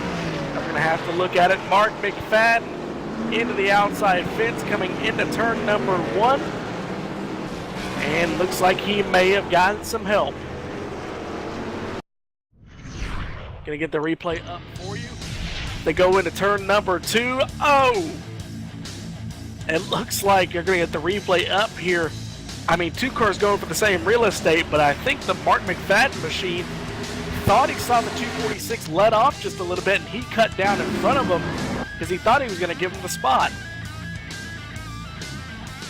Yeah, we've seen this all night. Guys going for the exact same piece of real estate. One car coming down, the other car not thinking the car on the outside is going to come down their entry into the corner, and it's just hard to judge. And so at that moment, the 2 cars get together. The 246 is have already apologized for getting into the 67. They were both having great runs. And we're going to see if we get a hold of Ellery J. Queen here in just a minute and find out more about his pain. See if we can get a hold of him. I don't see him here in the radio channel, so I'm not sure if we're going to be able to get a hold of him. Oh, I do see him, actually. So, yeah, we may talk to him under the caution here. But, yeah, these situations we're seeing, I think it's discipline. These guys, they got to learn a little bit of discipline. Don't trust your mirror. Don't trust your spotter. Keep a good head on you. And a lot of these instances where they pull up in front of guys really don't happen. Exactly. And on pit road, it looks like most all these drivers are getting 4 tires. I did see the 81 of Shane Parrish come off pit road. And Gary Sexton, I think Shane Parrish was able to get around the 17 of Gary Sexton. Both got 4 brand new Goodyear Eagles, 2 cans of Sunoco Racing fuel. So they will be good to go to the end of the race, at least on fuel. Although it's going to be close here. If they go about 75 laps, we're going to go back green here with about 74, 75, 76 laps. So it'll be interesting to see on fuel, but I think they're going to be wanting tires sooner than they're going to be wanting any more fuel. Go ahead, Gabe. Coming back onto the racetrack, a little bit of damage on that number 62 machine, but Ellery Queen still on the lead lap. How you doing, bud? Just trying to survive. Had a little incidents with some cars spinning out and just bouncing. So hopefully we got our repairs all fixed and we should be good now. Well, Ellery, Jay, we were talking about you a few minutes ago about your paint scheme. Why don't you fill us in on about your paint scheme? Yeah, running the special paint scheme tonight for MS. My sister-in-law has MS and she was admitted into the hospital yesterday, so felt like it would be a good honor to run an MS paint scheme for her. Well, I'll tell you what, Ellery, it's a good thing, Sony, that you've welcomed into your family circle and you care for them that much. I want to thank you for running that paint scheme. I know a few of our viewers probably have somebody affected by multiple sclerosis, and I believe actually Trevor Bain in the NASCAR Monster Energy Cup Series is actually affected by it as well. I think I heard about that a couple of years ago, but it's an awful, awful disease. But hopefully she gets better. If you want to keep us updated on her condition in the next week or so, that would be great. But Ellery, you're a good person for running that paint scheme. Thanks. Just trying to do trying to help out, make it aware, bring up awareness for MS. Yes, sir, Jay. Can you give us real quick her first and last name? We'll send some prayers out for her. I'm going to keep her last name out, but her first name is Beverly. That'll be fine. We'll definitely use her first name, and that will definitely work. Thanks a lot. Beautiful paint scheme. And, yeah, like Gabe said, keep us updated. All right, Jay. Have a good race, and good luck to you, and good luck to her. Thanks. Appreciate that, Gabe. And it looks like we've got some of the same, how do you say it? same people, same positions, or different people, new names, different places. How do you say it? We got the same leaders up front after these pit stops. It's going to be interesting to see who's going to have the fast car for the next 75 laps. Yep, closing in on the finish of tonight's race, past the halfway point. I believe what you're looking for is old faces, new places, maybe? There you go. Yes, sir, but this would be old faces, same places. Yep. Something like that.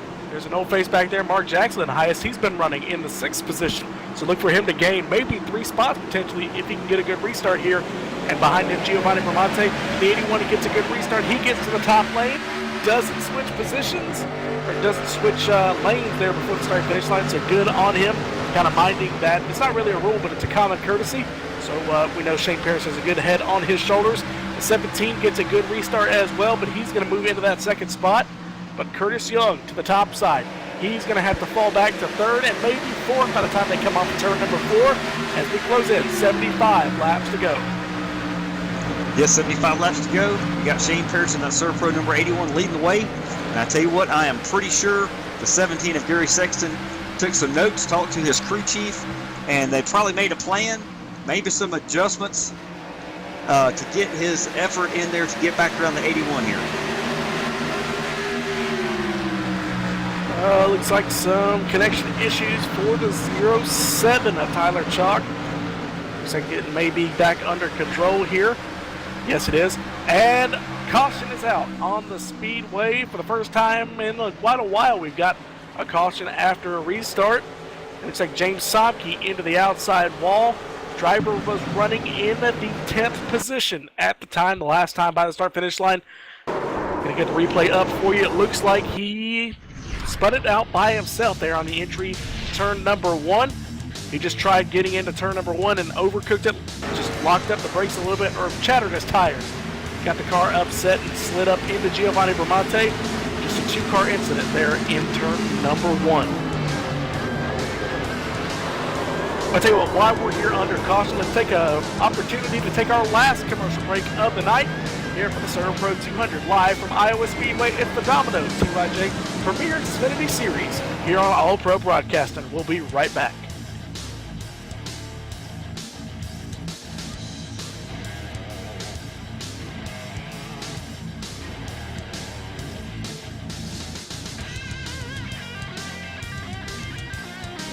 Hey, this is Garrett Smithley, driver the number 0 JD Motorsports Chevrolet, and you're watching All Pro Broadcasting.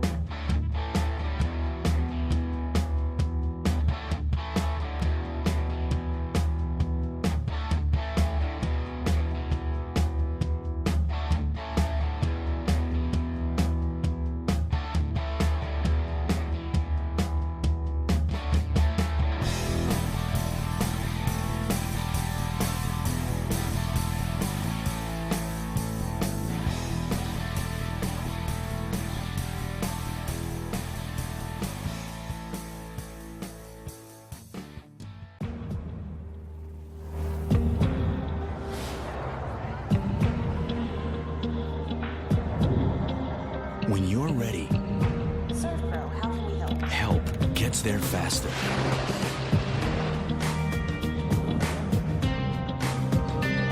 The cleanup specialists at 1-800-SERVPRO and ServePro.com. Helping make fire and water damage like it never even happened.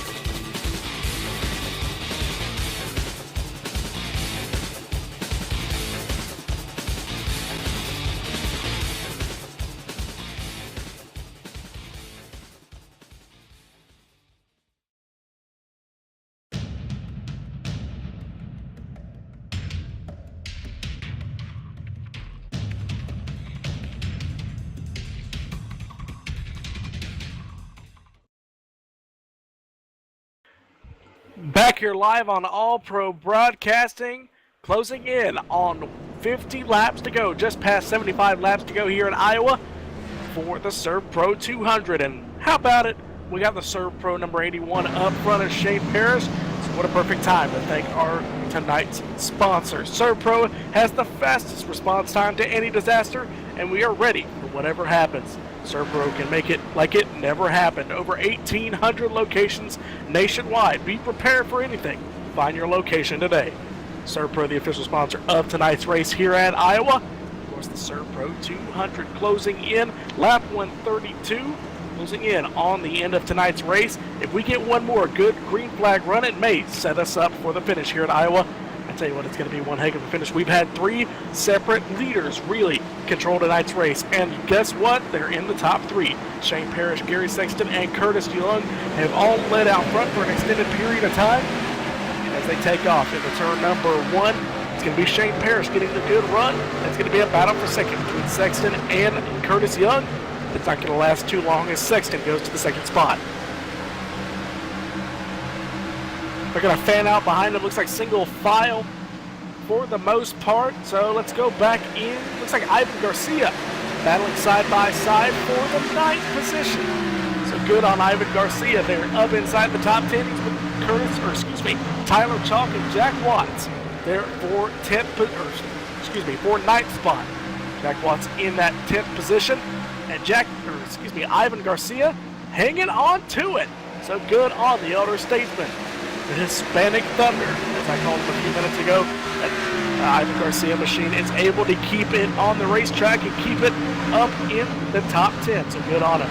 Behind him, looks like Giovanni Bramante, looks like Jeffrey Ford, Mark McFadden, and Andy Kessler trying to make back a few laps. Gonna go back up front. Looks like it's still kind of single file, looking for any battles. Looks like the 58 of William E. Moore and Donald Stewart kind of battling. That's gonna bring up Mark Jackson there in the number 3 machine. So it's got an equal distance just outside the top 5.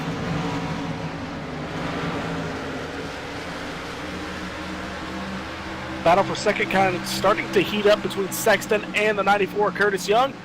Curtis trying to run that extreme outside lane. Not going to be able to make it work. As we look back, it looks like we got a big battle there for the 10th position. Ivan Garcia looks like just lost a little bit of momentum there on the outside lane now. Not able to hang on to it, so now Giovanni Bramante to the inside. Now Jed Danielson looking.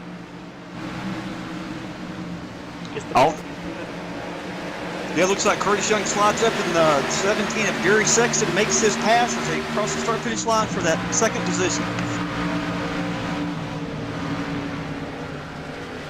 Yeah. Curtis is going to battle back, it looks like. Yeah, Curtis made a bonsai move to the inside and it just did not stick.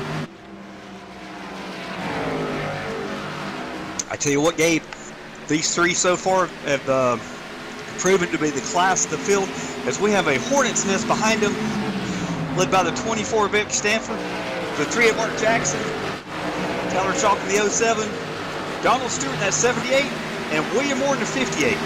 Robert, you okay? you need to hit the oxygen tank. Yes, sir. Yeah, it's going to be a battle between, and then 07 gets loose. That's going to send the 24 sideways to the inside of the racetrack. And somehow it doesn't trigger the caution. What's he doing? And he's going to keep it going straight. So the 24 of Eric Stanford keeps it going. We're going to keep the caution in the flagman stand. So that was a little bit of a scuffle there. The 07, Tyler Chalk, just got a little bit loose and ended up biting the 24, and he ended up spinning up the front bumper, I believe. It may have been Donald Stewart, but yeah, it looks like Donald Stewart got some damage on the front end. So look for some cooling issues for the 78 Bass Pro Shops machine. Exactly. Got my breath back now. Thank you so much, Gabe. And obviously, I'm not 25 anymore. I've already crossed that 35 age bracket. And if you believe that, yeah, if you believe that, you'll believe anything. Oh, caution is out. Caution is out on the speedway. Looks like had somebody wreck. It looks like maybe Giovanni Bramante. Yeah, well, give us a second, fans, to get the replay pulled up. Yeah, looks like going into turn number 1, Giovanni Bramante and the 66 going after the same real estate. Gio cut down and got into the 66, and then we see Josh Bodwell coming into the frame, do his best drift car impression. Looks like he may have kept it going. Yeah, so Josh Bodwell did a good job. Kind of got spun by Mark McFadden there in the 67. Didn't check out for the wreck, but Bodwell keeps it going straight.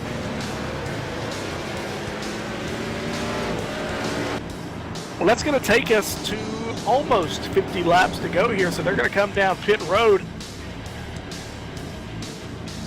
So somebody took out the commitment cone. We got 15 cars on the lead lap. I do believe, 15 cars are going to come down pit road this time by more than likely. So this will make them good on fuel. But if we get another caution, they're going to be coming down pit road. So we can take fuel mileage out of the question. So hopefully Shane Parrish can get 4 tires and fuel and get back on the racetrack. Yes, sir, Gabe, give me just another minute. I'm going to review this incident one more time.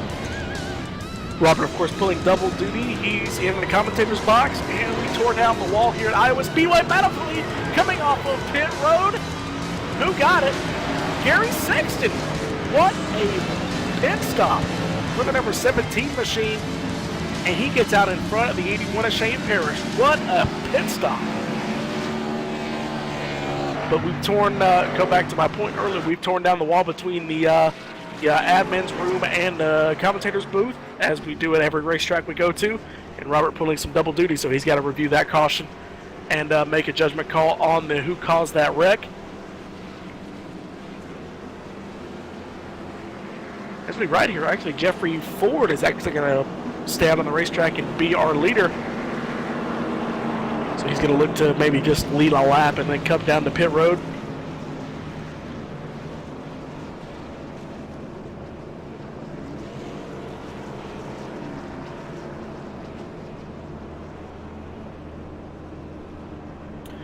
I'll tell you what, Robert, as we're sitting here under caution, let's find another driver to interview. I'll be right back. Let's see if we can get a hold of maybe Mark Jackson. That sounds awesome. And while he's doing that, we are down to going to have about a 50-lap shootout. Maybe even less than that as I'm looking at the things right now. And that's good. Take it away, Gabe.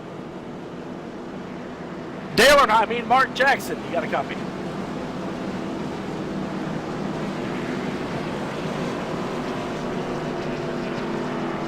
Mark Jackson, you got a copy. Looks like he's muted his headphones.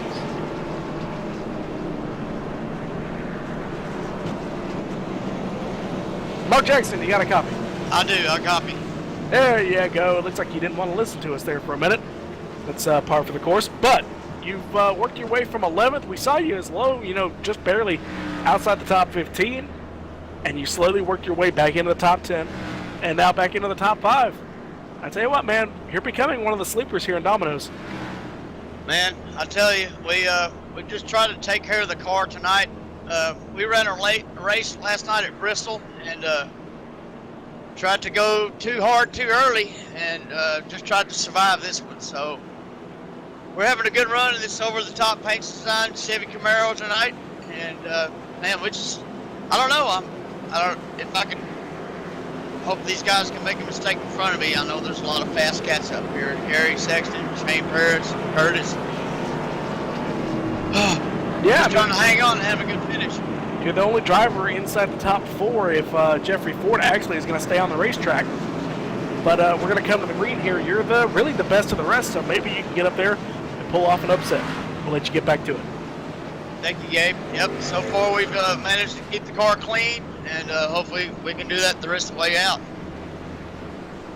That's Mark Jackson, driver of your over-the-top paint schemes, number 3 machine. They're going to come to the green flag this time. Robert, we're going to close in on 50 laps to go. Your impressions so far? I tell you what, we have a new leader up front. Jeffrey Ford has been able to take care of his car. He's got a little bit of damage, but hopefully he'll be able to keep it up front. Wouldn't surprise me at all, though, if the 17, 94, 81 Shane Parrish, and even the 58 William Moore find their way around him. And look back there on the fourth row outside, 420 of Russ Coe, but they're going to get back to the restart here. A little bit of a decent restart there for the 246, so he's actually going to lead him down to turn number 1, and it's going to be a madhouse behind him to try and get past him as soon as he can, because these drivers know that they're faster than him. What is he going to do? Is he actually going to try and lead this green flag lap and be outstanding for the driver who hasn't been inside the top 10 all night? He's showing a little bit of speed here in the late going.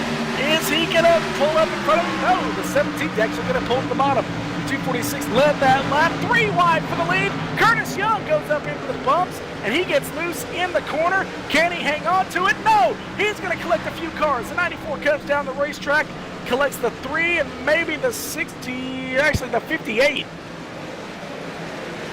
And also the 66 got involved, but no caution here. Caution finally does come out.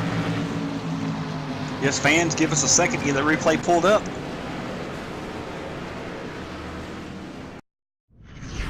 And obviously the 94 of Curtis Young, like you said, got over those bumps, had a little bit of issues, started to get loose, almost corrected it. When you're in the middle of saving a car and another car comes right along, unfortunately that happens. Excuse me for just one moment, Robert, if you want to talk for just.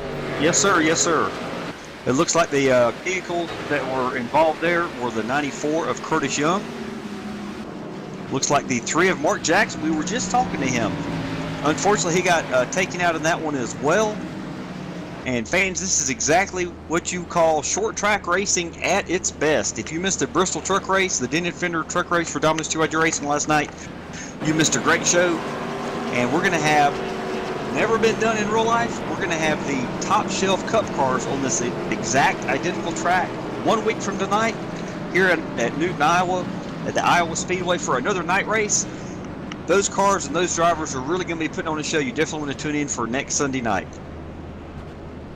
Excuse me, next Thursday night, my bad. And it does look like this is going to set everybody up for a mad dash to the end. We're definitely going to have less than 50 laps here, probably less than 40 laps to the end of this race. And these guys trying to decide exactly what they're going to do on their pit stops. Again, you are watching the Surf Pro 200 live here from Newton, Iowa. Were you able to get a hold of anybody there, Gabe?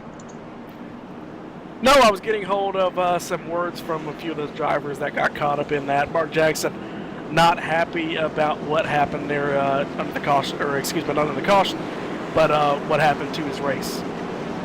Yeah, I would be upset too. I tell you what, I don't get an opportunity to race in many races. I did a couple of Friday nights ago. It was a great race at Homestead. Unfortunately, got involved in an accident, and I know exactly what it feels like to have the wind taken out of your sails. Had a good run going, but another good run in the making, maybe. We lose one, gain another. Giovanni Bramante started 4th, practiced in 12th, but another driver behind him, Mr. Trailer Trash himself, 420, Russ Coe. Where'd he come from? I tell you what, he's kept his car clean, he stayed out of the way, and he might have a shot for a really good finish here tonight. All right. Let's update your running order here a little bit. We lost a few of our front runners. Gary Sexton still in the lead. Shane Parrish, he's still in second. Now Giovanni Bramante moves up to third. Russ Coe in the 420 to fourth. We talked about him just a second ago.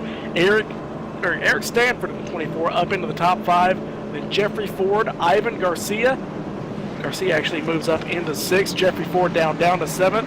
Jack Watts in 8th, Donald Stewart in 9th, and Mark McFadden in 10th. Yeah, this is definitely going to change things up at the front of the pack. And it's going to give some of these guys who've been riding in the middle of the pack another opportunity. One driver I'm noticing here is Andrew Kessler. He's still all the way back in 19th position. He's quite a few laps down. He had extensive damage in one of those earlier first cautions of the race. But he's picked up quite a few spots here, and might even be able to pick up. No, I think he's probably going to be stuck right where he is in 19th position for a finishing position. But I give him a lot of credit for getting the car repaired, coming back out on the track. And to mention also, we have got Chad Payne has got his car repaired and back out on the track for a second time. Can I just bring up a fact really quickly. We've got Yes, sir. Gary Sexton, and like I talked about in the early stages of tonight's race, he has the most laps completed. Not a lot of laps led. I mean, that's done by Curtis Young. And of course, if you won 3 races, of course, you would have a lot of laps led, but no wins, no poles. But Gary Sexton, by almost 100 laps, has completed the most this season at 1,865. With Judd Danielson going out of the race, Jack Watts, he's still in the lead lap, so that gap may not extend. But Gary Sexton doing what he has to do, riding, just completing laps, and it's put him in a position to maybe win here. We never know. I tell you what, that consistency is definitely huge in the Domino's 2IJ Racing Series. I'll let you take this restart. We're coming to the restart here. Gary Sexton, he fires the engine. Here comes the 81, and here comes the 420 of Russ Koch. Can he get it done there? Looks like he's going to hang tough with Giovanni Bramante on the top side. He's going to run just a little bit high for a restart. He's going to get up into the marbles there. He's going to fall out outside the top 5, I believe. But now your top 2 break away, the 17 and the 81. Going to run off for the lead. Giovanni Bramante being the best of the rest in that 3rd spot. And they're going to fan out there for the positions outside the top 5. It's going to be Jeffrey Ford, the 246, Ivan Garcia. Then you got the 78 of Donald Stewart, and the 420 of Russ Koch gets a little bit loose there on entry, and that's going to cost him on exit. But here comes Donald Stewart in that Bass Pro Shops Ducks Unlimited number 78 machine. Behind him, Jack Watts, and I said teammate to Mark Jackson in the number 3 machine. 420 gets a little bit loose coming off of turn number 4, but they keep it going relatively straight here at Iowa. Now the 78 gets loose, and he's going to go up into the outside wall, keep the brakes down. No, he's going to cross in front of, and it's just going to be carnage down on the back straightaway. Caution still not out. Still not out. No caution for that incident. No caution for that incident, but major carnage there in turn number 2. The same thing we've been seeing all night. Drivers just driving it just a little bit too hard and getting loose on the entry to turn number 1. But as these guys get back around, we got a battle for lead brewing. And a driver we haven't talked about leading all night, Giovanni Bramante, he's now tucked up right underneath your top 2. Yes, he is definitely going to try to do everything he can. And I know this for a fact, Gio, in that new paint scheme Mustang GT for the Aegis Motorsports team has started from the back at least once, if not twice, maybe the second time due to a penalty on pit road, I'm not sure. But he has probably passed more cars tonight than anybody on the racetrack. Gabe, obviously I don't have those stats in front of me. We might have to get them after the race is over, but he's definitely putting on a show. And he's going to give the 17 of Gary Sexton and the 81 of Shane Parrish something to think about. I know they're only worried about each other right now, but I think they've noticed the 89 is creeping up. Also, can I just add, Jeffrey Ford has been bullied this entire race. He's in 4th. What a resilient job for the 246 of Jeffrey Ford. That car is beat up, trashed. That Border Patrol Ford Mustang still running up inside the top 5 with Eric Stanford getting into the outside wall. And oh, what a shame for 246 pulling off the racetrack.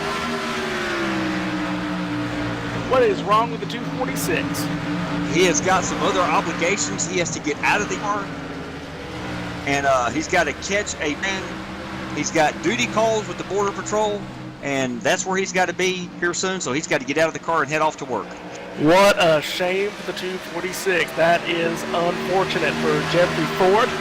That's going to move Jack Watts up into the top 5, and Ivan Garcia within a shout of getting a top 5 finish. How about that for a driver who was a lap down, now running into the 6th spot, under fire from Judd Danielson, who's actually a few laps down, and Curtis Young. He's actually the only contender that he's really got to fight with right now. Yes, Curtis had some damage from that last caution. He had to restart at the end of the line. But up front, it's all Gary Sexton, that Hexcom number 17, the 81 of Shane Parrish, that Surf Pro, and remind me again, the new paint on the 89 of Gio Bramante. It's just an Aegis Motorsports scheme, a good-looking scheme, I should say. It's the best one that they've had all year, I do believe, on the number 89 machine. It's looking good. It looks like Aegis actually switching over to the Ford Mustang. That's I wonder if they found out it handles a little bit better here at at Iowa? Because Andy Kessler's also running a Ford Mustang. He usually drives a Toyota, I believe. Yes, I have not heard anything through the grapevine, but I can tell you one thing, fans, I can tell you this also. Aegis Motorsports is a solid team. They spend many hours in practice with each other, new drivers that have joined partnership with them. And if they've done the research and figured out the Ford Mustang here, the Xfinity Series, is a little bit better handling machine, then that's exactly why they did it. But I'm not sure that's the reason. We will look into that and give you the update the next time they're on the track. Well, I mean, I've known they've done that before because when I've run them with them in the RSR Full Throttle Cup Series, they run the Cup car on Monday. When they come to the road courses, every oval track, they run a Toyota. David Washington runs a Toyota. Gio runs a Toyota. All the drivers run Toyotas. But when they go to a road course, apparently the Ford Fusion handles better on the road courses, and you see all the Aegis drivers in new Ford Fusions. So I think they do their research before going into a weekend. I absolutely know they do, and that must be something they've learned, and that would be one more reason why they are so fast, usually week in and week out. Yeah, I was just telling the fans, Gabe, that 1 week from tonight, we're going to have ever done in real life. Monte spinning on the back straightaway. Yes, we'll pull that. It looks like he just lost it on his own. As we pull the replay real quick, he's diving off into the corner, gets back on the gas, and the back end just kind of kicks around. And he tries to correct it, and he's just right into the outside wall, and then back into the inside wall. Never hit the outside wall, I don't believe, but he got close to it. But ended up backing into, he never hit the outside wall, but he did hit the inside wall there. And with that gives us 30 laps to go here for the restart. And look who's coming. I'm looking at this. Curtis Young got by Ivan Garcia for what was the 6th spot, now the 5th spot. So Curtis coming back to the field. He's not done yet. I don't know if he has the speed to contend with the guys up front. And I was about to say I didn't see a few drivers coming down pit road, but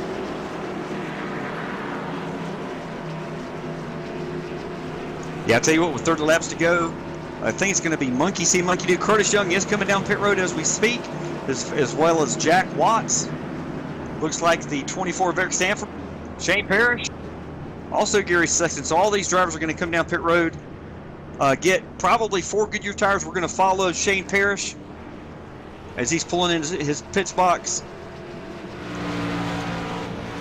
Actually, he's away from the pit box, and looks like he only takes 2 tires there. Go ahead, Gabe. Who are we talking about? Shane Parrish. He came off of pit road first. I was watching him on pit road, and I think he only took 2 tires because he beat everybody off in a big way. Well, that's an interesting strategy call. Well, he's coming off pit road now, and we started off the night talking about him because we thought he was another driver. He's got the second of the 2 McDonald's cars, and now we've been calling him the underdog. I mean, he fought from 1 lap down for the lucky dog, got it, got back on the lead lap, and now he's within a shot of the top 5. I've given you a nickname, Ivan. You got a copy.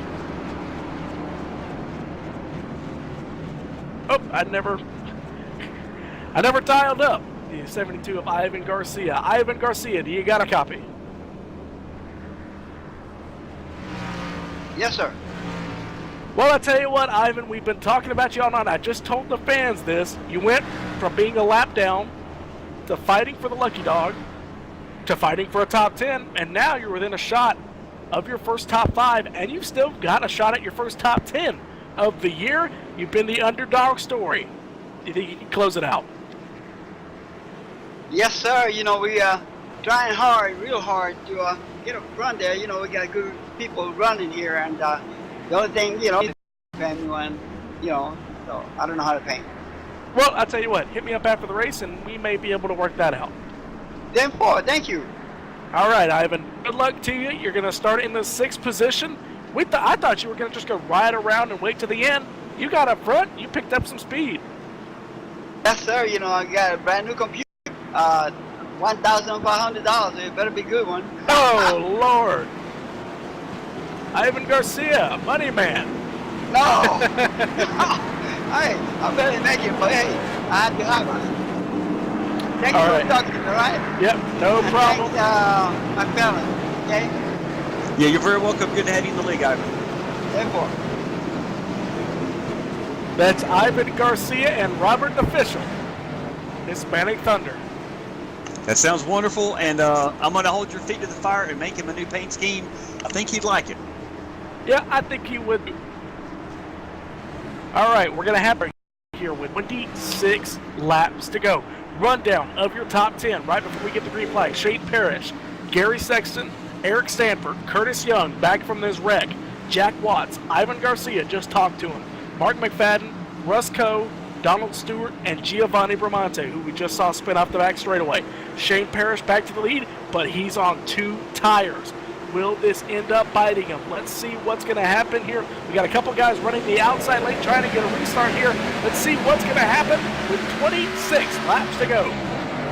Shane Parrish dives it into turn number 1. He's going to get to the top side of the racetrack and secure that lead, but what can 2 tires do?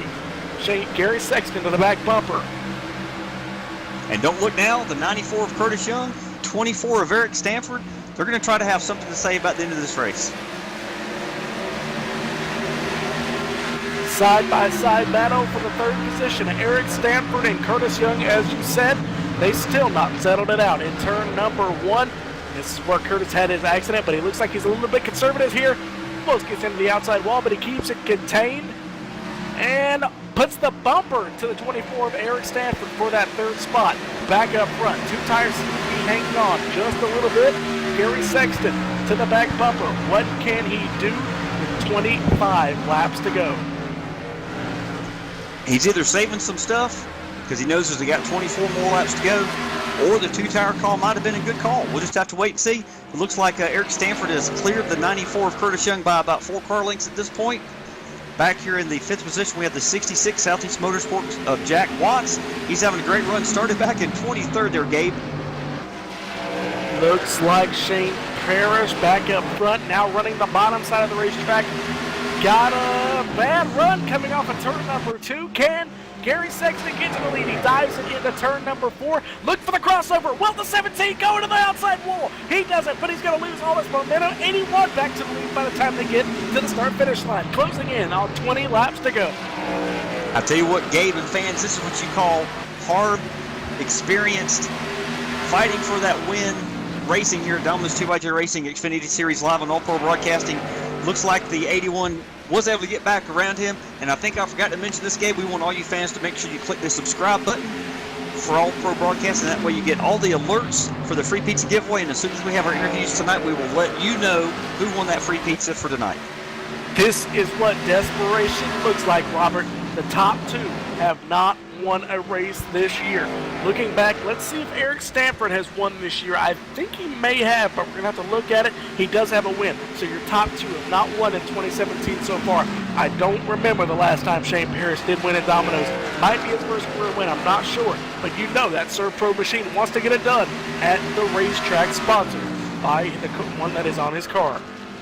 Exactly. I'm pretty sure he has not won here in the Xfinity Series. And he is definitely hungry. I know he's put in many laps practice here at Iowa, but the same can be said about Gary Sexton, that 17 Hex Camp. He's put in many laps as well. They both have had great months of July and August so far at Domino's 2xJ Racing, and it's going to be exciting to see if Gary Sexton can cool the tires down and make another run at that 81 ServPro. And if Shane Parrish can get the win, Robert, he's going to be locked into the chase. 16 laps to go. If he doesn't make any big mistakes, and we do not have another caution, I think it's a race to lose, but I mean to win. Let's look back here at a few battles maybe developing. Donald Stewart and Giovanni Bramante fighting for that 6th spot. Looks like Gio's closing in bit by bit to the back bumper, but I think 78 Donald Stewart's got a little bit more speed ever since Gio spun there on the back straightaway. Jack Watts still within shouting distance. He's got a top 5 in hand, but he's going to have to bring it home for Southeast Motorsports after the 3 of Mark Jackson taken out a few laps ago. He's now to the back bumper. He's preoccupying that mirror of the number 94 of Curtis Young as they go into turn number 1. Eric Stanford in front of them all by himself, and meanwhile Shane Parrish pulling away. Now a 1-second gap here as they come to 15 laps to go. 15 to go. Looks like we have still got 11 cars on the lead lap, including Russ Coe in that number 420. that bandit car number 1 of James Somke is in that 10th position, and Josh Bonwell has fought his way back to be one lap down in that number 56. We know his mom, Thayla, is watching tonight, and I'm not sure he can pull off the win tonight, but we sure are appreciative of him getting his car repaired and fighting to the end. Yeah, we're hearing apparently that Josh Bonwell, when he went a lap down, he's grounded. Yeah, he'll be back. He's always got speed, and it looks like he's racing that beautiful yellow freight truck. Is that correct? Ford Mustang? It's not yellow, Robert. It's orange. Orange, yes. Again, my new glasses. I need to go. I've got to go. That's funny. It is an orange car. You just cracked me up, and Andy did that after this kind of a week. And fans, we appreciate you watching tonight. And back up front, what's happening? Back up front, that's happening a whole lot of nothing. I mean, Shane Parrish doing what he's got to do. The gap last time by was 1.1 seconds flat. See what it's going to be this time. Will 2 tires start failing? 1 point. Wow, went down by a whole half a tenth. Robert, at 17 screaming. I tell you what, Gabe, are you surprised at that call, and are you surprised that only 2 tires is holding up this well? Because both these drivers have been very competitive all night long on 4 tires each. Usually you see a driver, like if Shane Parrish is going to make that call, he would make it earlier in the race, see if it's going to work, and then if it doesn't, he doesn't have to make it late in the going. The quote-unquote cojones of the 81 machine to take 2 tires when it really counted to get to the lead, it's pulling away from Gary Sexton. How is that possible? Yeah, I'm not sure, but I can tell you one thing. When I was watching the pit stops there and I saw the 81 pull off pit road so quick, I had to go back and confirm what I was seeing. And when I realized he did take 2 tires, I was thinking he was super competitive with 4 tires and everybody else in the lead of this race, and he could pull off the victory with 4 tires. Maybe he was guessing other people would take 2, and he didn't want to be the one running in second or third with 4 tires. But it looks like he's the only one that took 2, at least the only lead car, and he is definitely making it work, and that's exciting to see. That's going to come into play very interestingly in 1 week from tonight when we have our Domino's TYJ Racing Top Shelf Cup drivers at this exact same track. That's something I was mentioning early. That has not happened in real life, but iRacing, All Pro Broadcasting, and Domino's TYJ Racing, and Gabriel Wood, and who knows who'll be in the booth next Thursday night. We're going to bring it to you. Whoever's in the booth, All Pro will be there with the cameras, with the sound, and with the lights here at Iowa Speedway next week. But here at Iowa right now with Shane Parrish, 7 laps to go to his first career win in 9 races here in Domino's. He's got 2 laps to go to get to 5 to go. And within 5 to go, you got to remember, iRacing does not have a green light checker system. So if Shane gets to 5 to go, and a caution comes out, it takes 5 laps to reset the field. And within that moment, or within those 5 laps, you can't get the race restarted, and you finish under caution. So Shane Parrish, he's just looking. It's going to be next time by for the 81 machine. And all he's got to do, and I'm sure his crew chief and the spotter are telling him the same thing, run this line you've been running all night long, Shane. No mistakes. Don't look in your rearview mirror. You focus out the windshield, you hit your marks, and you have this race won. All right, let's look at a battle for the 5th position actually developing between Jack Watts and Donald Stewart. Stewart, the battle of the beat-up machines between Stewart and the 66 of Jack Watts. Watts to the outside. We are at 5 to go, so all Shane Parrish has to do is hang on to it. But Donald Stewart doing a good job of hanging on to it. He's up into the 5th spot. He squeezes the 66 just a little bit, but that's going to get him that position secured to open the door for Giovanni Bramante to the inside for 6th. Now goes the number 89 Ford Mustang. That red machine to the inside, he's going to pinch off the 66. Jack Watts has nothing of it. He's going to keep his foot in it. Gio does it again and almost puts the 66 into the outside wall.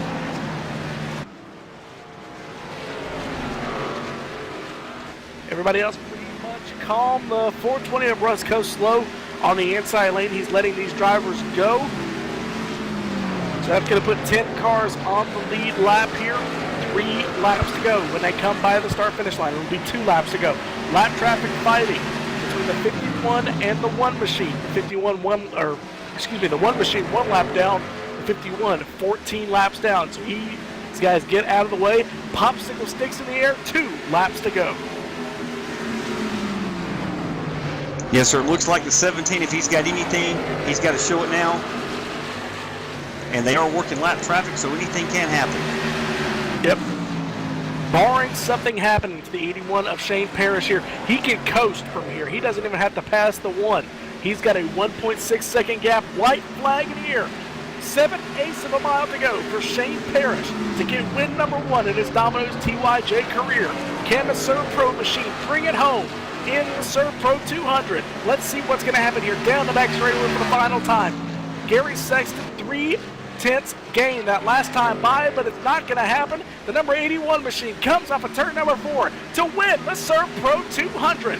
The machine carrying the home sponsor brings it home and gets his win.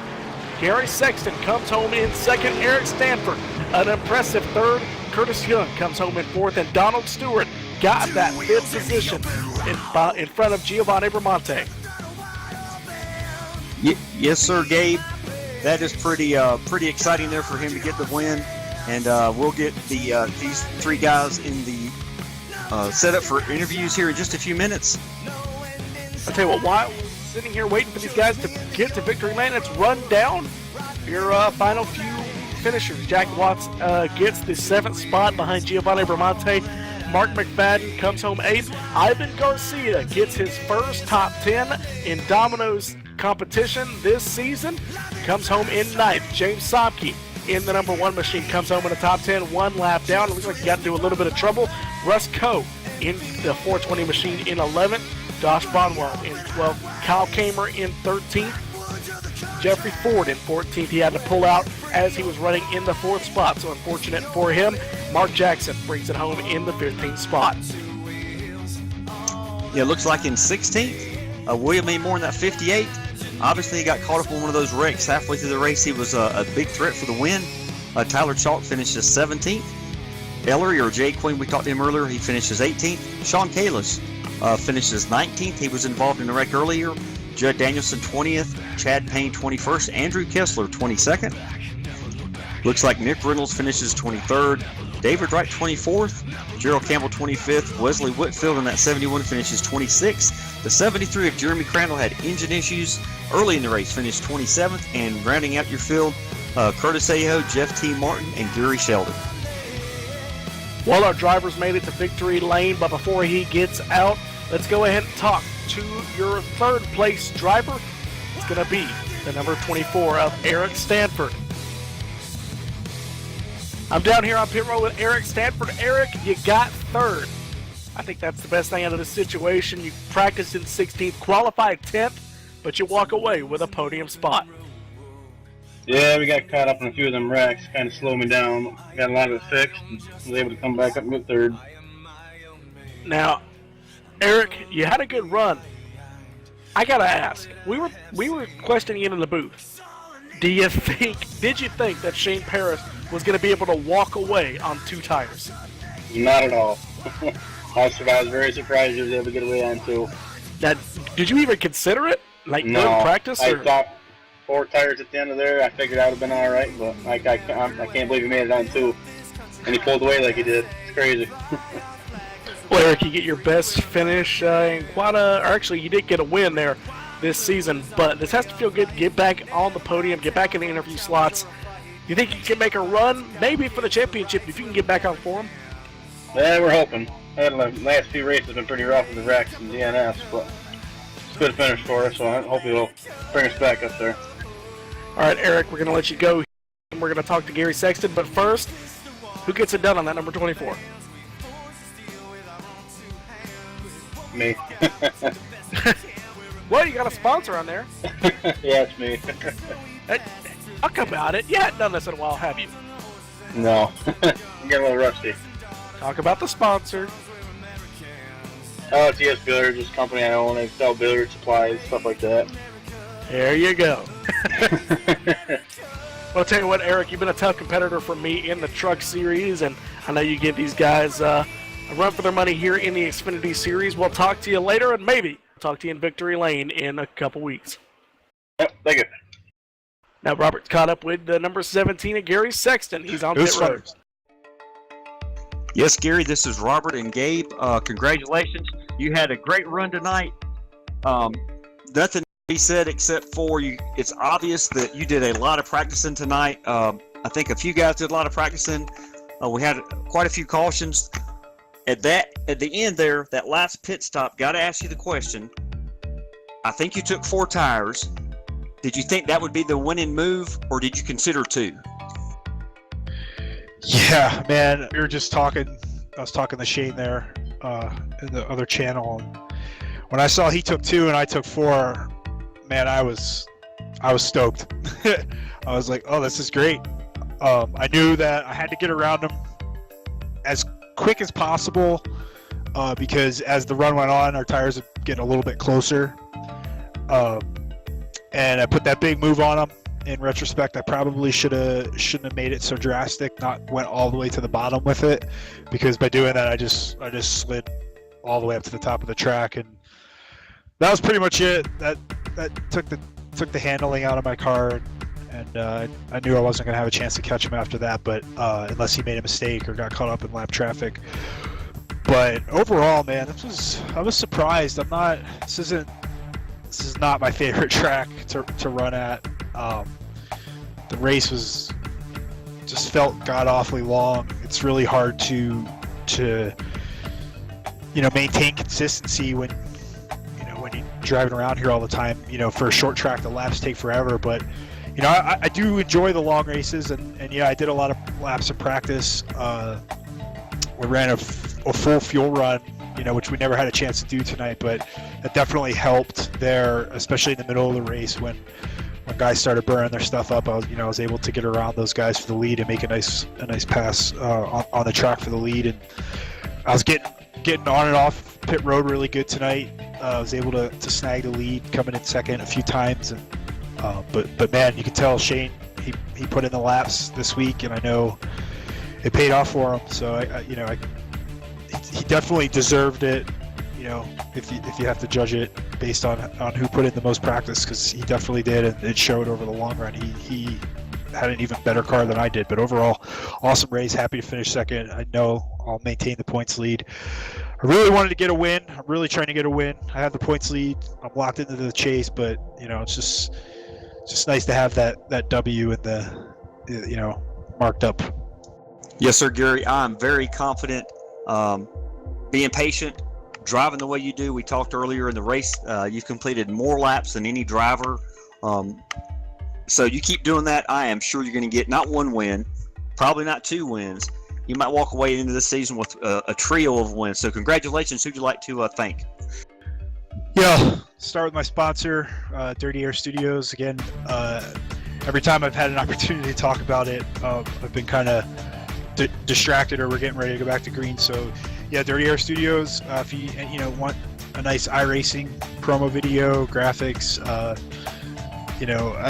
I'm sponsored by iWraps in the Top Shelf series, so I don't want to take away from their business with doing paint schemes. But if Joe's busy, I know he's with iWraps, he's constantly got stuff going on because his work is so good. So if you ever need some overflow and you need something quick, you can also come to me for some paint schemes. I've done a few of the guys' schemes out here in the field, including my own. And I'd like to thank my team, CCR. Unfortunately, wasn't able to get the race with those guys tonight. Just got the text from Will about an hour and a half, 2 hours before the race that he had his child today, nice and healthy. So congratulations to Will on his first child. And not sure where Joe was tonight, but we usually run with Joe Johnson too, so I'd like to thank him. And like to thank my temporary teammates for tonight. I ran in there with Jay Queen and Curtis. Those guys definitely know what they're doing. And even in the heat of battle with Curtis there, definitely helped to gain some information from those guys that I don't normally get to hear during a race. And like to thank Domino's, All Pro Broadcasting, and of course my family, my beautiful wife, and my child, and as always my little brothers and everybody who watches. So I can get used to these interviews. I gotta find more stuff to talk about, but overall, awesome. Thanks a lot, Gary. Have a great weekend. Might even talk to you tomorrow night, and we'll talk to you soon. Thanks, guys. Thank you. And I think Gabe is down in Victory Circle with the winner tonight. Well, it's not exactly a natural disaster, but I think after tonight, Iowa Speedway is going to need ServPro to come and clean everything up because the celebration down here is massive. Shane Parrish walks away with career win number 1, especially here in 2017. It's been a hard year, but Shane, you walk away with the victory. 8 starts and now 9, but you walk away with the win. Yeah, it was just a great night. First I got to thank Aegis, our team, David Washington, my crew chief, for spending so much time with me here, changing my complete field of view, video settings yesterday late evening, and then coming out here definitely changed the way everything felt. So it's just an awesome. I've been wanting to win this race for here at Iowa. It's my favorite track. I've been wanting to win it for a couple years now. Seems like I get within 10 and I wreck myself or somebody wrecks me. So tonight was meant to be. I really, really had a great time out there and saving the tires, and those 2 tire stops there at the end, Dave and I and the team were talking about it, and it just got me loose. I was so loose off of 4, and it just really enabled me to drive the car with the throttle instead of the steering wheel so much. So it was a great call by the crew chief, Dave and the team, and Aegis, and put me in victory lane. Now, I gotta ask, 2 tires, you just talked about it. Did you ever run like a 2-tire strategy, like in practice, run some laps? Because you've got, bigger gumption than I do to not run any practice and just decide, I'm going to run 2 tires to get the lead. Nope, actually did not. When David mentioned it at first, he's like, I said, should I go in here and pit?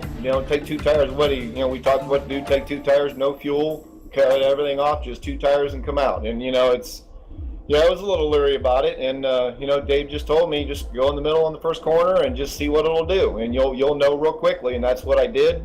It gripped and was a little loose off 4 even on the first time out there on that first lap, but he just kept saying, look, it'll be fine, just kept calming me down. He goes, you got this, and I just got in my groove and just drove the car, and it just felt really good to be in a groove and to be patient and calm, and the learning that I've done, this is a really good victory for me. Now, we come to the sponsor portion. I think you know who to thank.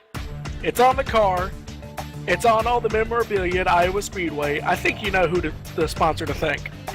Yeah, ServPro has changed my life. For the better. My wife and I, it's just a great franchise system to own. The support, you just can't get any better. It's just an awesome place to be. It's an awesome place to own. And I want to thank them for letting me get aboard. All right, Shane, well, thank you, and good win here tonight. Now, I'm going to send it back to Robert for final thoughts. Thank you to my fans. Appreciate it. And all the fans out there that are here to watch all of this and all the time you spend. We greatly appreciate it. Thank you. Yeah, thank you, Shane. Thank you, Gabe. I tell you what, this was an interesting race. Sorry about that, folks.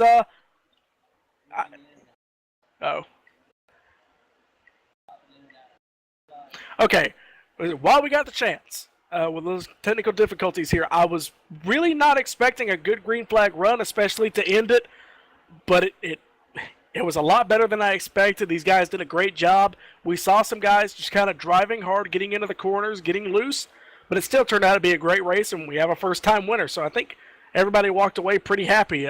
Some guys not, but that's the nature of racing. Well, while we got the chance, I want to thank all of you for watching us here on All Pro Broadcasting. We're going to close out tonight's race here from Iowa. This has been the ServPro 200 for the Domino's TYJ Premier Xfinity Series. I'm Gabe Wood alongside Robert McFarland and Michael D'Amico, wishing you a good night. 2 wheels in the open road. Got the throttle wide open. Feel my pace. Got 100 horses between my legs. No destination, no end in sight. Just me in the open road, riding into the moonlight. On my 2 wheels, all that I need is white lines and gasoline. Life in the fast lane, it's easy to maintain. Just twist the